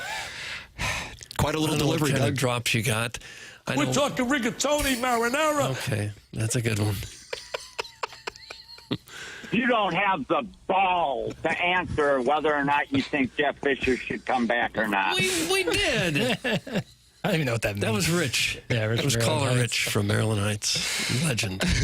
Jackson was in the picture in Back to the Future. That's from Cucky the Dwarf. Yeah, how the picture was starting to fade away. Yeah. Until Michael J. Fox invented rock and roll music. That's correct. He invented rock and roll music with Earth Angel. It's your cousin, Marvin Berry. Look at dude, a little acting here. What a treat. You know What a that new treat. sound you're looking for? And then, of course, basically is saying Michael J. Fox, not Chuck Berry, St. Louis. Sounds like you're a little upset about the way that was represented in Steven Spielberg's Back to the Future. Back to the Future is Robert Zemeckis. Robert Zemeckis, Doug. And it is one of the most ridiculous premises to a movie of all time. Oh, my God. I love Back to the Future. We're 7 hours into TMA on 101, and the hottest take. Doug, you might want to grab the mittens. Okay, I'll put the mittens on in case I get burned. Jackson on Back to the Future. I love Back to the Future. But it is like, if in the room when they pitched it, it's like this 17-year-old high school or 18-year-old high schooler's best friend, of course, a 65-year-old scientist, sends him back to the future so he can avoid sleeping with his mother. Like, it's a pretty ridiculous. Wow. Yeah. And then, of course, how Biff, was a hot take, though. his whole plan to get his dad to step up involves some assault. Settle down now. The 80s were wild. Why does Piddles hate Wentzville? That's from the 573. I don't hate Wentzville. Okay, I'm just reading what's I don't go there that often. Doesn't mean I hate it. Why don't you go to the Wentzville territories? What's up there? What's out there that I need? New housing? I'm pretty comfortable where I am. Okay. Huntley's nice. He's in Huntley. Word. Right. Here's something from Wentzville. It's pretty obvious Martin leaves to go cruising in Creve Coeur Park. That's Dan in Wentzville. That's what he does. He Shoe leaves, tapping. It's and close. he just starts driving around Creve Coeur Park. He hasn't denied that. And it's very close and convenient. Unbelievable. Hey, Munganast is the sponsor of our 10 o'clock hour, and both Doug and I are huge fans of Munganast St. Louis Acura, Munganast Burkhardt, Alton Toyota, and that Jamie Burkhardt and Peter Munganast. If you're looking to buy or lease a car, or if you need to get your car serviced, Ryan Seiberg, they're just delights. That's one of the best things. When you have a car guy, it is such a relief to know that when you need service or maintenance, and sooner or later or you need it with every car you've got, you can go someplace and you trust the people there, and they're going to know you, remember you, and do it right. And there's even a number to call, and you go straight to the muckety mucks to get any kind of problem taken care of. I'll give the number now. 314-252-0029. You didn't write it down. Yeah, write it down. Because you're not going to remember it. 314-252-0029 gets you right straight to the muckety mucks. Jamie Burkhardt, Peter Munganast, Ryan Seiberg there in the service department. That's maybe the best thing about Munganast. There's a lot to like, and that's right there at the top, because everybody's going to need service on your car. Doesn't matter if you bought your car at Munganast St. Louis Acura or Alton Toyota. You can take it to either place, and they will get you taken care of. Yeah, go to stlouisacura.com or altontoyota.com and work with our 10 o'clock hour sponsor, the great Jamie Burkhardt, the great Peter Munganast, and Ryan Seiberg in the service department. It's Munganast St. Louis Acura, Munganast Burkhardt, Alton Toyota. Mr. Licks chiming into the program. For those of you new to TMA's texters, that's spelled L-I-X. And he says, there's nothing worth going to Wentzville for. Question I have that is unanswered is, why is Martin doing local TV? That's from Mr. Licks. Maybe Martin can call in the Callier and Thompson phone lines and answer Mr. Licks's questions. We wouldn't have had that wonderful audio clip of John Mozeliak without that. How about that? Why wouldn't he do local TV? Is he suggesting he should do national TV? Mr. Licks, I don't know. Maybe no Mr. TV Licks at all? should call in. Callier and Thompson phone lines 314-974-0101. All right, Jackson, what we got? We got Little Piddles Asks Questions. Is that the title of the segment? Questions aplenty. Doug likes that. I don't care for that. We'll have that coming up on the program. Then the Design, Air, Heating, and Cooling email of the day at 10:45, the morning after at InsideSTL.com. Chairman Kurt will be doing some filtering. For the Design, Air, Heating, and Cooling email of the day, the standings: Buck Swope and JV Golf Coach tied at 6 wins apiece for the month of October. 3 more emails of the day brought to you by Design Air coming up this month in October. And the Ghost of Gangster Pete's hat is still alive. He is 2 back with 4 wins. That's coming your way at 10:45. BK and Ferrario at 11 o'clock. This is the Morning After, presented to you by Brown and Krupin on 101 ESPN.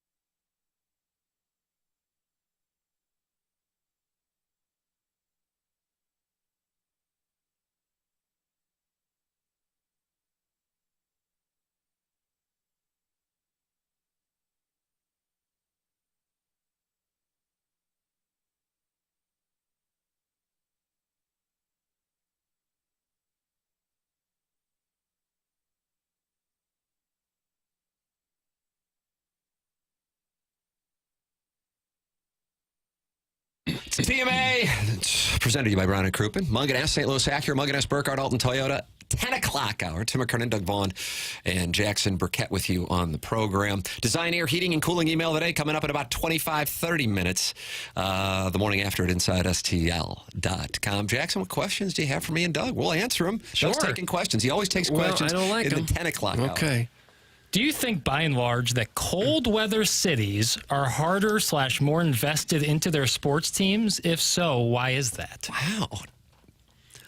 That could be, sure, because they're probably less likely to be transient cities. That's the answer. Now you just took my answer, but that's the answer. You're right. Yeah, a lot of people from Miami aren't from Miami, Tampa. Even Atlanta LA, and Dallas and San Diego. Phoenix. Yeah. And a lot LA, of those places. obviously. So a lot of their teams are, in Miami, their team is the Yankees, and in Tampa, a lot of their teams is the Cubs or the Cardinals. And Tampa's got a lot of Yankees fans, too, because of the spring training deal. Yeah. But if you get into the Clevelands and the Pittsburghs and the Buffaloes and the New Yorks, and those teams have always been there. The people have grown up with them, and it's not maybe New York is more transient than the others, of course, but St. Louis would fit in that as well. These are our teams, and so what else we got? And they've been passed on from generation to generation, and therefore the passion is instilled at a younger age. I think that is 100% the correct answer. I'd love to argue. I'd love to play Meet the Press with you. Okay. But I can't. I mean, I think that's the exact answer. Do you agree with that? Yeah, because I don't know what was about, something triggered that in my mind. I was like, man, something about cold weather stays. Like, I feel like when you think of the most invested in, to say it kindly, sports fan bases, you think Philly, New York, Chicago, and like all these are cold weather states. Like the only one I can think is maybe Cowboys fans in Dallas, but Dallas Cowboys fans spread all across the country, all across the world. So it's tough to even localize that. But I don't know, something about that triggered in my mind yesterday, and I know Doug loves Philly sports fans, and anytime we get an opportunity. Care for them. I don't. Oh, look, it's Arbor Day, who was the Milagro Tequila Texter of the year in 2023, and says, new number, who dis? That's from Arbor Day. Yeah, Arbor Day.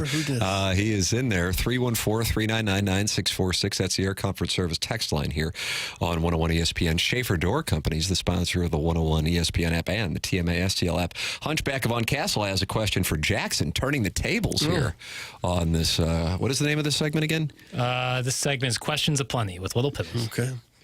Jackson, would you rather go to the Blues game Saturday night, Craig Berube's return against the Leafs, historic Original Six franchise, or stay at home and play video games? Careful now. You're under oath. I guess I have to remind you, you're under oath. And those are my only two options. Yes. That's from the Hunchback of Von Castle. I'd rather go to the Blues game. Okay. Truly. That's not, I'm not BSing. You're pandering. No, I'm not. I kind of feel like it is pandering. Weeknights is when I play, an hour or two of video games. I don't necessarily need, and even if it's Saturday and I went to the game and enjoyed the game, I theoretically could do whatever I want afterwards. So you're planning on going to the game and then coming home to play video games? Can't wait till it's over so you can go do something else. No, I didn't. Well, see, now I feel like I've been pinched in a box here. I just said that I would rather go to the Blues game. What I do afterwards is my own damn business. No. Piddles is a bad panderer. That's from the 573. So there was no answer I could have given there. Because if I say video games, like nerd, loser, virgin. Enthusiastic yes to the hockey game. And I say go, hockey, Blues, and they're like, no, don't believe you. Pandering, just so you can leave. Like, where was I supposed to answer there? The texters are now mad at Mr. Licks, even though he hasn't even called in yet. Pick your poison. Work in AM radio, work in local TV, or pretend to be a wealthy trust fund kid to impress AM radio and local TV hosts. That's from the Vice President of TMA Special Projects, Mario in Charlotte. Mario live streaming via the Schaeffer Door Company app. And he is going after what I believe is Mr. Licks, I think. That's a good question, isn't it? It wasn't bad. Wouldn't all of us want to be a wealthy trust fund baby? Is there anyone who would say no thanks to that? People like to pull them up bootstraps, create their own lane. But you could do both. Yeah, I'd much rather just have it, just pocket it when I turn, 32 or something. Is that when you get your trust fund?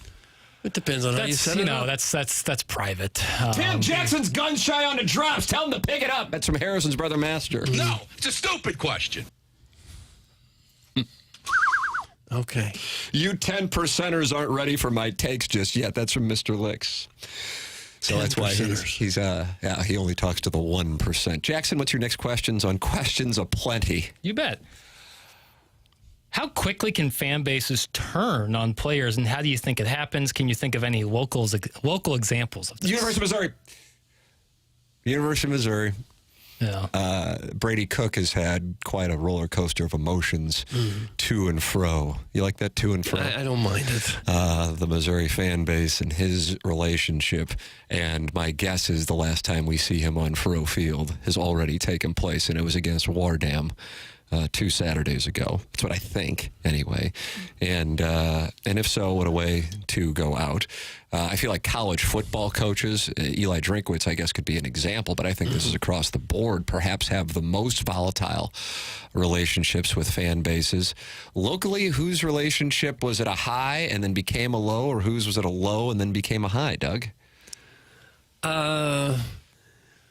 Well, I guess Goldschmidt and Arenado kind of mildly that's the case. I don't think people dislike them individually, or their booing. performance. You know, nobody really comes to mind right away. To me, am I missing something? Kyrou? I think Kyrou's gotten a little of that. I think Kyrou's under the microscope, and I think deep down there's a real hope that what people have seen as flashes of the promise carries over to consistent team, all the time play. Well, we talked about Mike Keenan in the earlier segment. He was one where people were kind of happy when he was here, and then by the time that, he'd run roughshod over the franchise, people couldn't wait to get him out. Yeah. Matt Carpenter's a good play. Somebody texted that in. 314 texted that in. That felt a little it wasn't Carpenter's fault that the Cardinals offered them all that money. Like, you were supposed to not sign it. But when I think Kyrou, like that day after Berube is fired and the interview where he's a little teary-eyed, like that's where I felt like if there was a moment where they really turned on him, it was that. But what do I know about it? Mike Matheny's a good example. A few people have texted that in. Matheny was beloved as a player, and man, it was not the same when he was the manager.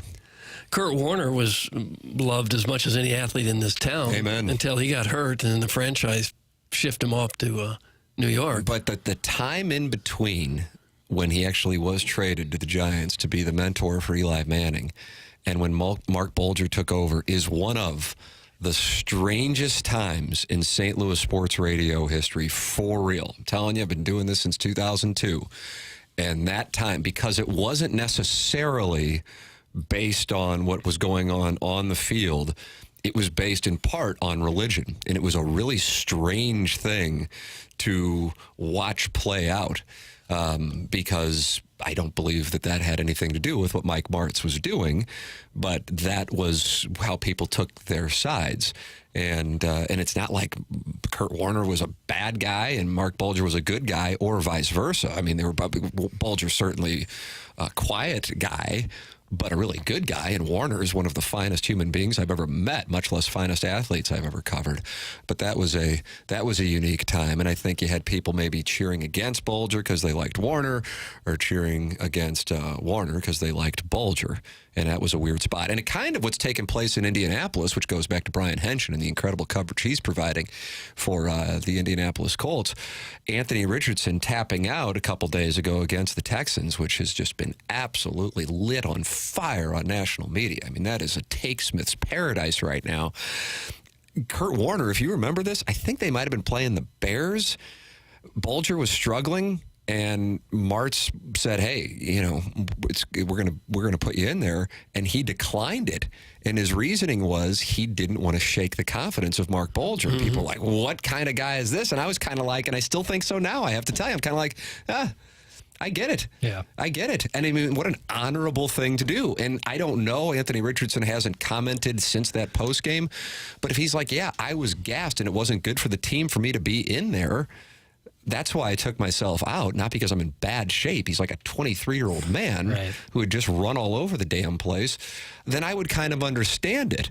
But I think I have a default click position to go against the grain on social media, and maybe my take should be Anthony Richardson as a starting quarterback should never take himself out of the game. But back when Warner did that, people were like, well, what kind of competitor are you that you don't want the job? Right. And I thought it indicated what kind of guy he is, and that he didn't want to see Bulger lose his job like he felt he lost his job. Yeah. That's what I think was going on. Looking back, it's kind of hard to believe how quickly they moved away from Warner for as great as he was when he was here.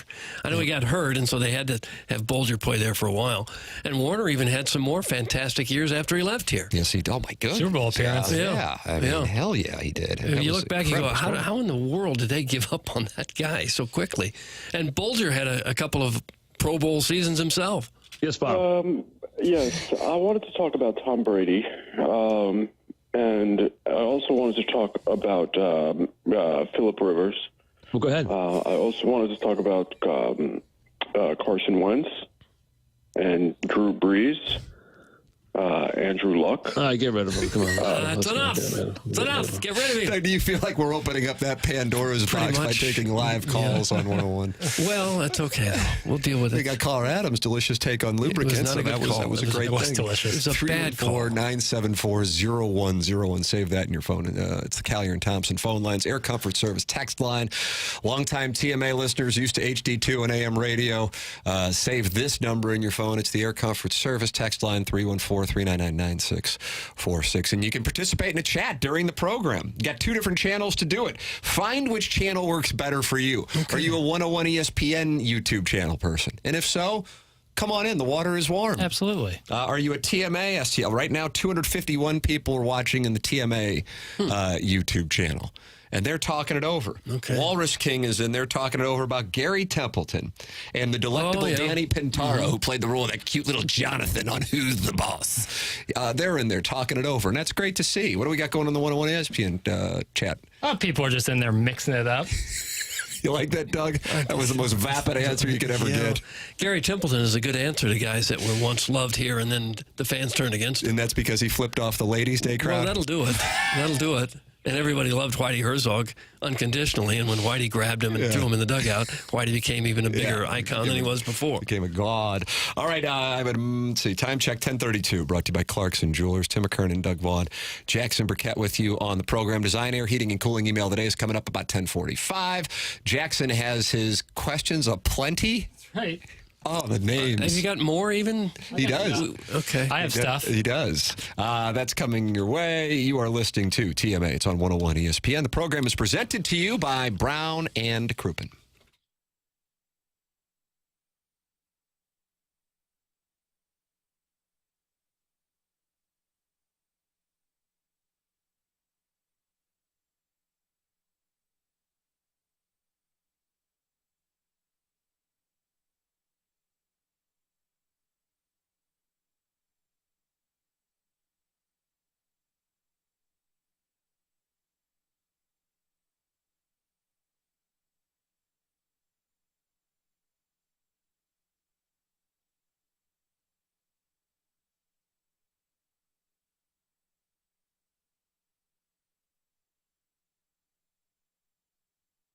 Time to download the Underdog app. Underdog is the place to play if you're a sports fan looking to win money while watching sports. With over 5 million happy players and $2 billion won, Underdog makes it fun and easy to cash in on all your favorite athletes' performances. Last night, I got to be honest with the audience, I went higher than 2.5 earned runs given up by Walker Buehler, and that means I lost, and I lost in fabulous fashion. It was sweat-free. The man nearly had a no-hitter going up until they got things going in the 4th inning. That's the way that it can work, though. If you would have gone lower, you would have been the big winner. That's what I was doing. It's Underdog, and you can download the app. This season, Underdog will be running a special, promo, or bonus almost every single day, like Profit Boost. Pump up your winnings in just a tap when you apply the boost to eligible entries.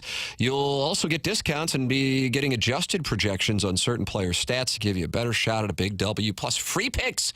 Basically a sure thing. A player just has to get higher than 0.5 for that selection to win. Plus, all new users get a free pick. Download the app, sign up with promo code PARTY, and deposit now to get up to $1,000 in bonus cash instantly. That's promo code PARTY. Must be 18 or older and present in a state where Underdog Fantasy operates. Terms apply. Concerned with your play, call 1-800-GAMBLER or visit ncpgambling.org.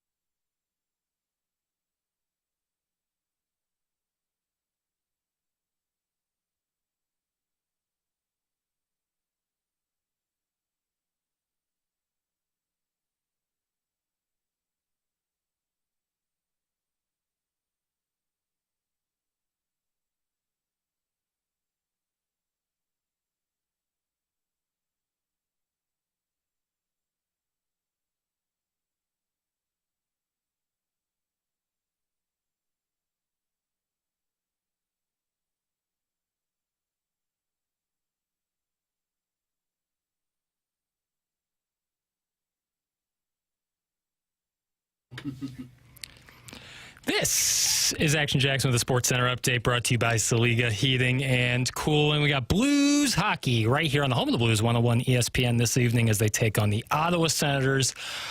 Pre-game at 5 p.m., puck drop at 6 p.m. You can hear all of the action right here on 101 ESPN. That was another Sports Center update brought to you by Saliga Heating and Cooling, an independent American Standard heating and air conditioning dealer.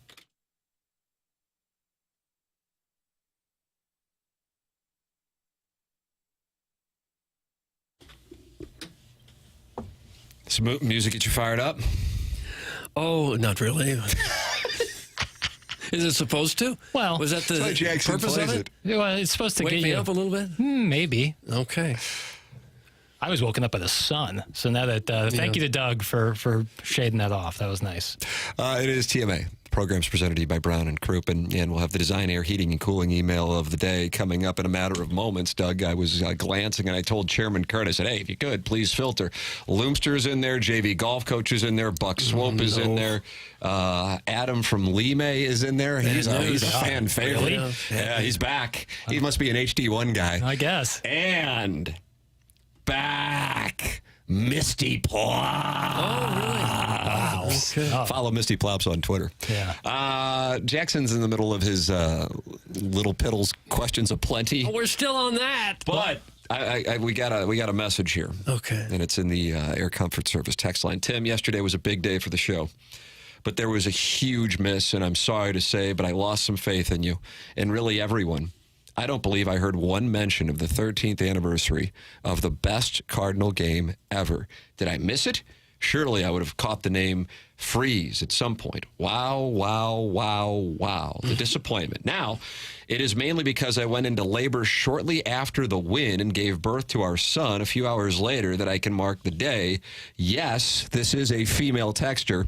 We celebrated our firstborn becoming a teenager yesterday, and you said nothing. It's from the 314. Well, that's on you, Tim. That is on me, and I would like to apologize to somebody who is just currently known as the 314 female texter, which means that 13 years ago today, the Cardinals won the World Series. That's what that means. Right. That was a hell of a World Series. Yeah. Every game either had some drama or had some historical significance. And by that, I mean Game 3 when Pujols hit the 3-run home run. 3 home runs, minus Game 7. Yeah, that was kind of the one that wasn't really a sweat. Even though the Rangers did jump out to a lead, and then sure enough, it was David Freese again in the bottom of the first inning, getting things going. Yeah. I was waiting for a drop of the Freeze home run. Or the Freeze this guy's triple. over there looking at Orlando Magic highlights while we're doing a show, and it's very Back it up a bit. Okay. Don't really care. Gosh. We just got scolded by the president of baseball operations / general manager. The Freeze game isn't yet a national holiday, but it almost is in St. Louis, I guess. I still think it, unofficial. I still think people recognize that all across the country as one of, if not the best playoff baseball game they've ever seen. That is true. That is not a localized thing. No. Like sometimes I'll hear the Colonel talk about a game. Maybe it was with the A's in the wild card game.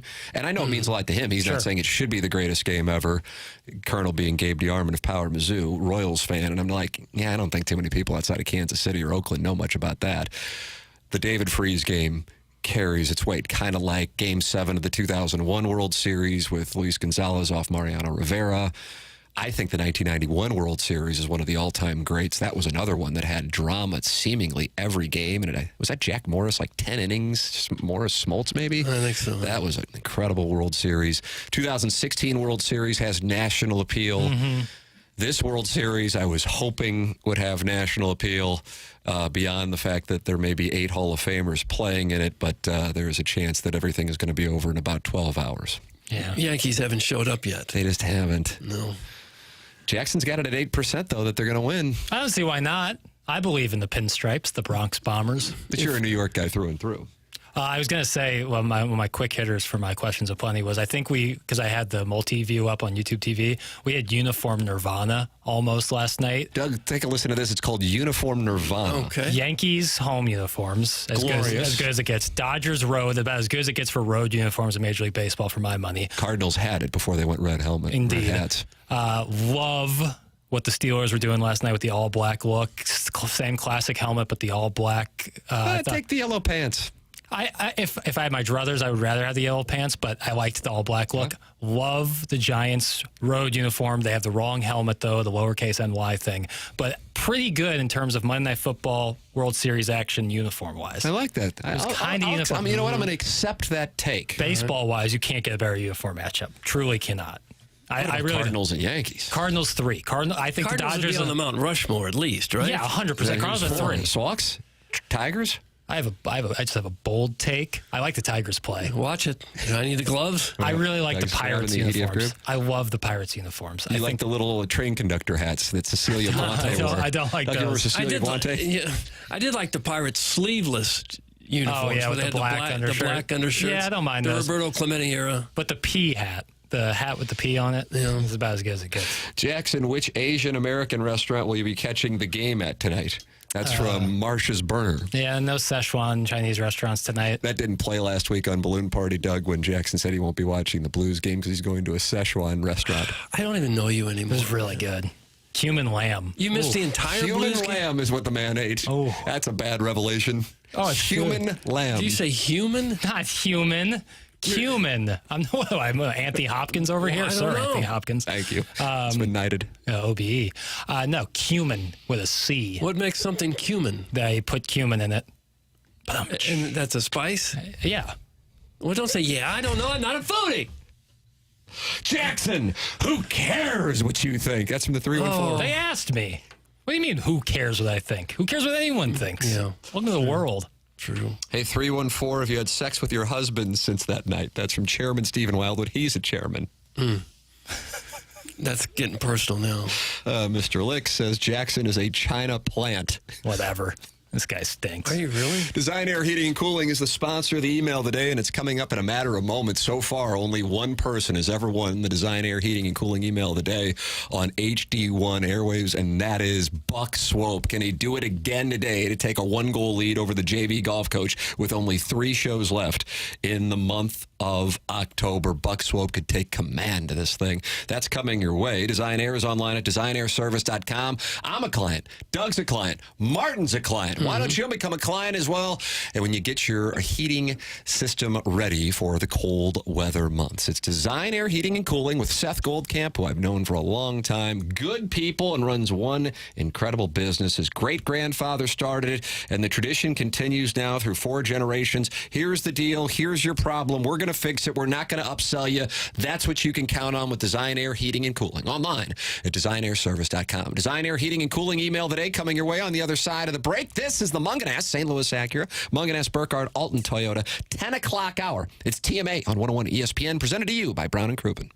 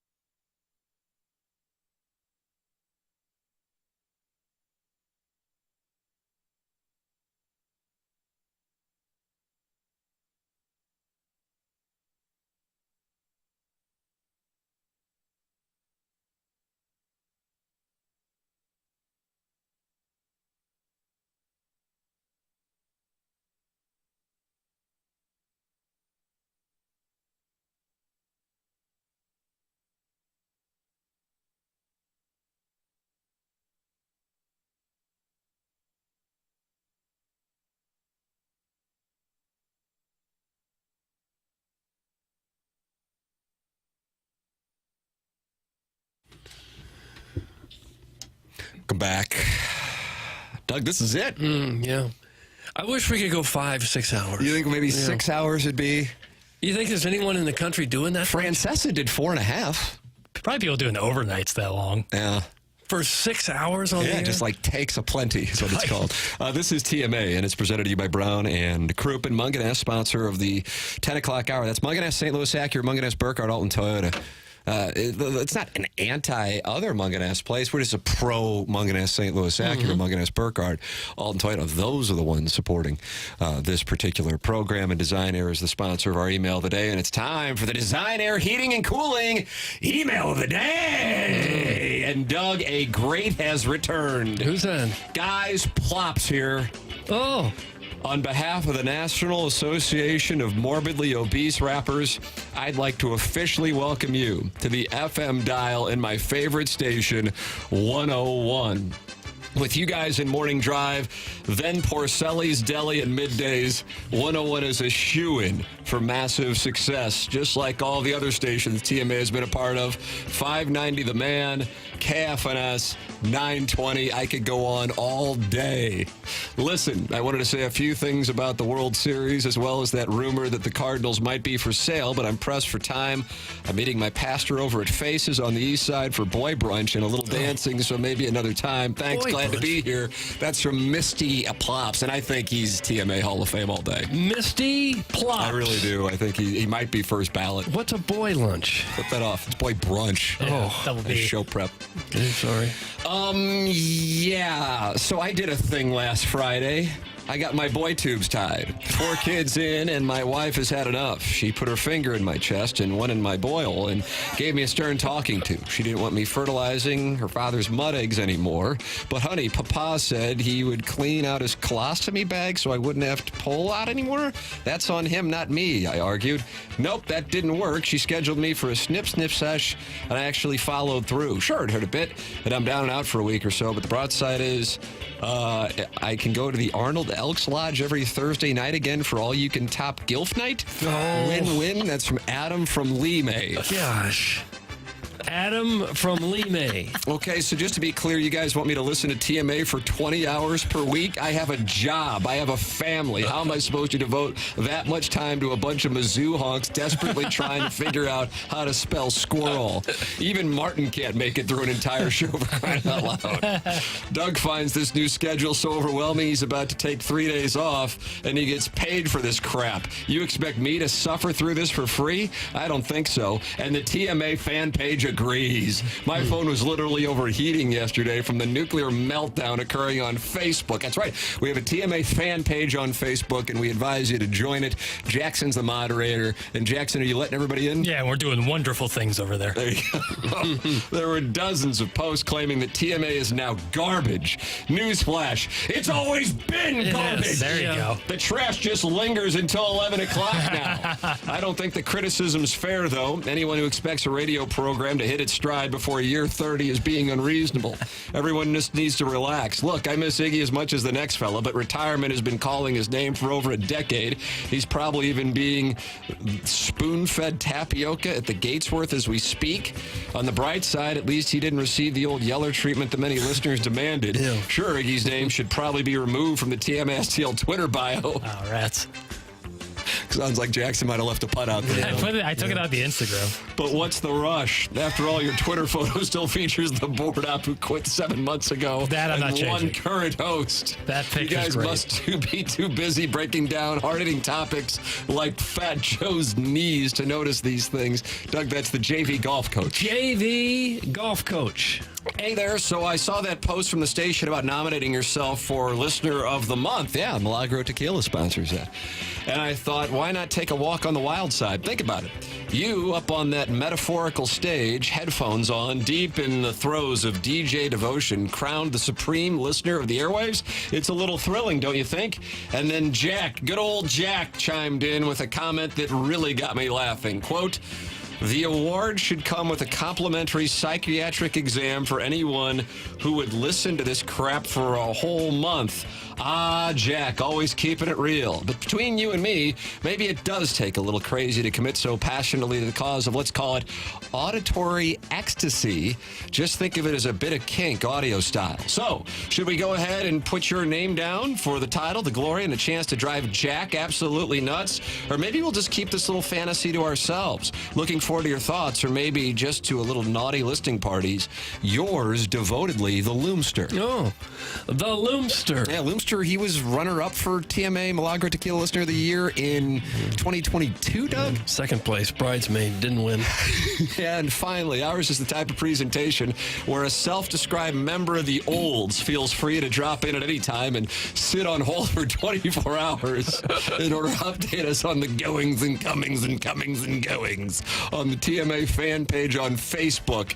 Cue Mike Lee, fan page drop. Nope, no drop. Libby Jack needs to stop pleasuring himself to Paulo Banchero highlights and play some effing drops. But VIP, Pat is right. They're not happy on that TMA fan page. That TMA kiss-ass number one had a heel turn into TMA bitch-ass number one. Hey, dorks, you don't need to live blog your rage about not hearing Billy Gilman or complain about a 50-something realtor's email of the day not featuring any South County-based gay erotica. Meanwhile, over at the TMA subreddit, the response is surprisingly measured and relatively positive. Well, except for Jackson the commie. He thinks the show sucks and announced his departure like a true message board tough. This email is sponsored by organic fractionated coconut oil. If you're a white guy who lives in Pasadena Hills who wants to experiment with different positions and different holes, use organic fractionated coconut oil. Up next, we have a feisty caller, Lisa, who wants to hold John Mozeliak accountable for hiring all these inexperienced managers who, yes, had some regular season success with a veteran roster, but ultimately crapped the bed in the postseason. He can Mo-splain it all he wants, but I think it's clear Mo was bothered by TLR going over his head to wit to force moves, and since then has hired managers he can count on to not challenge his authority, or in Chaim Bloom's case, someone he can count on to keep his mouth shut for the next year. Okay, gotta go now. I need to fire up Back to the Future and watch Marty go to meet his 50-something male friend in a mall parking lot at 1:15 in the morning. That's from Buck Swope, and that's what we have for the Design, Air, Heating, and Cooling email of the day. Doug, what you got? Buck Swope with a nice little email this morning. I really appreciate Buck Swope and all the work he puts into it, but I kind of like JV golf coach today. JV golf coach gets the nod. Jackson, where are you going? Misty Plops. It's great to have Misty. I mean, there were so many wonderful challengers out there.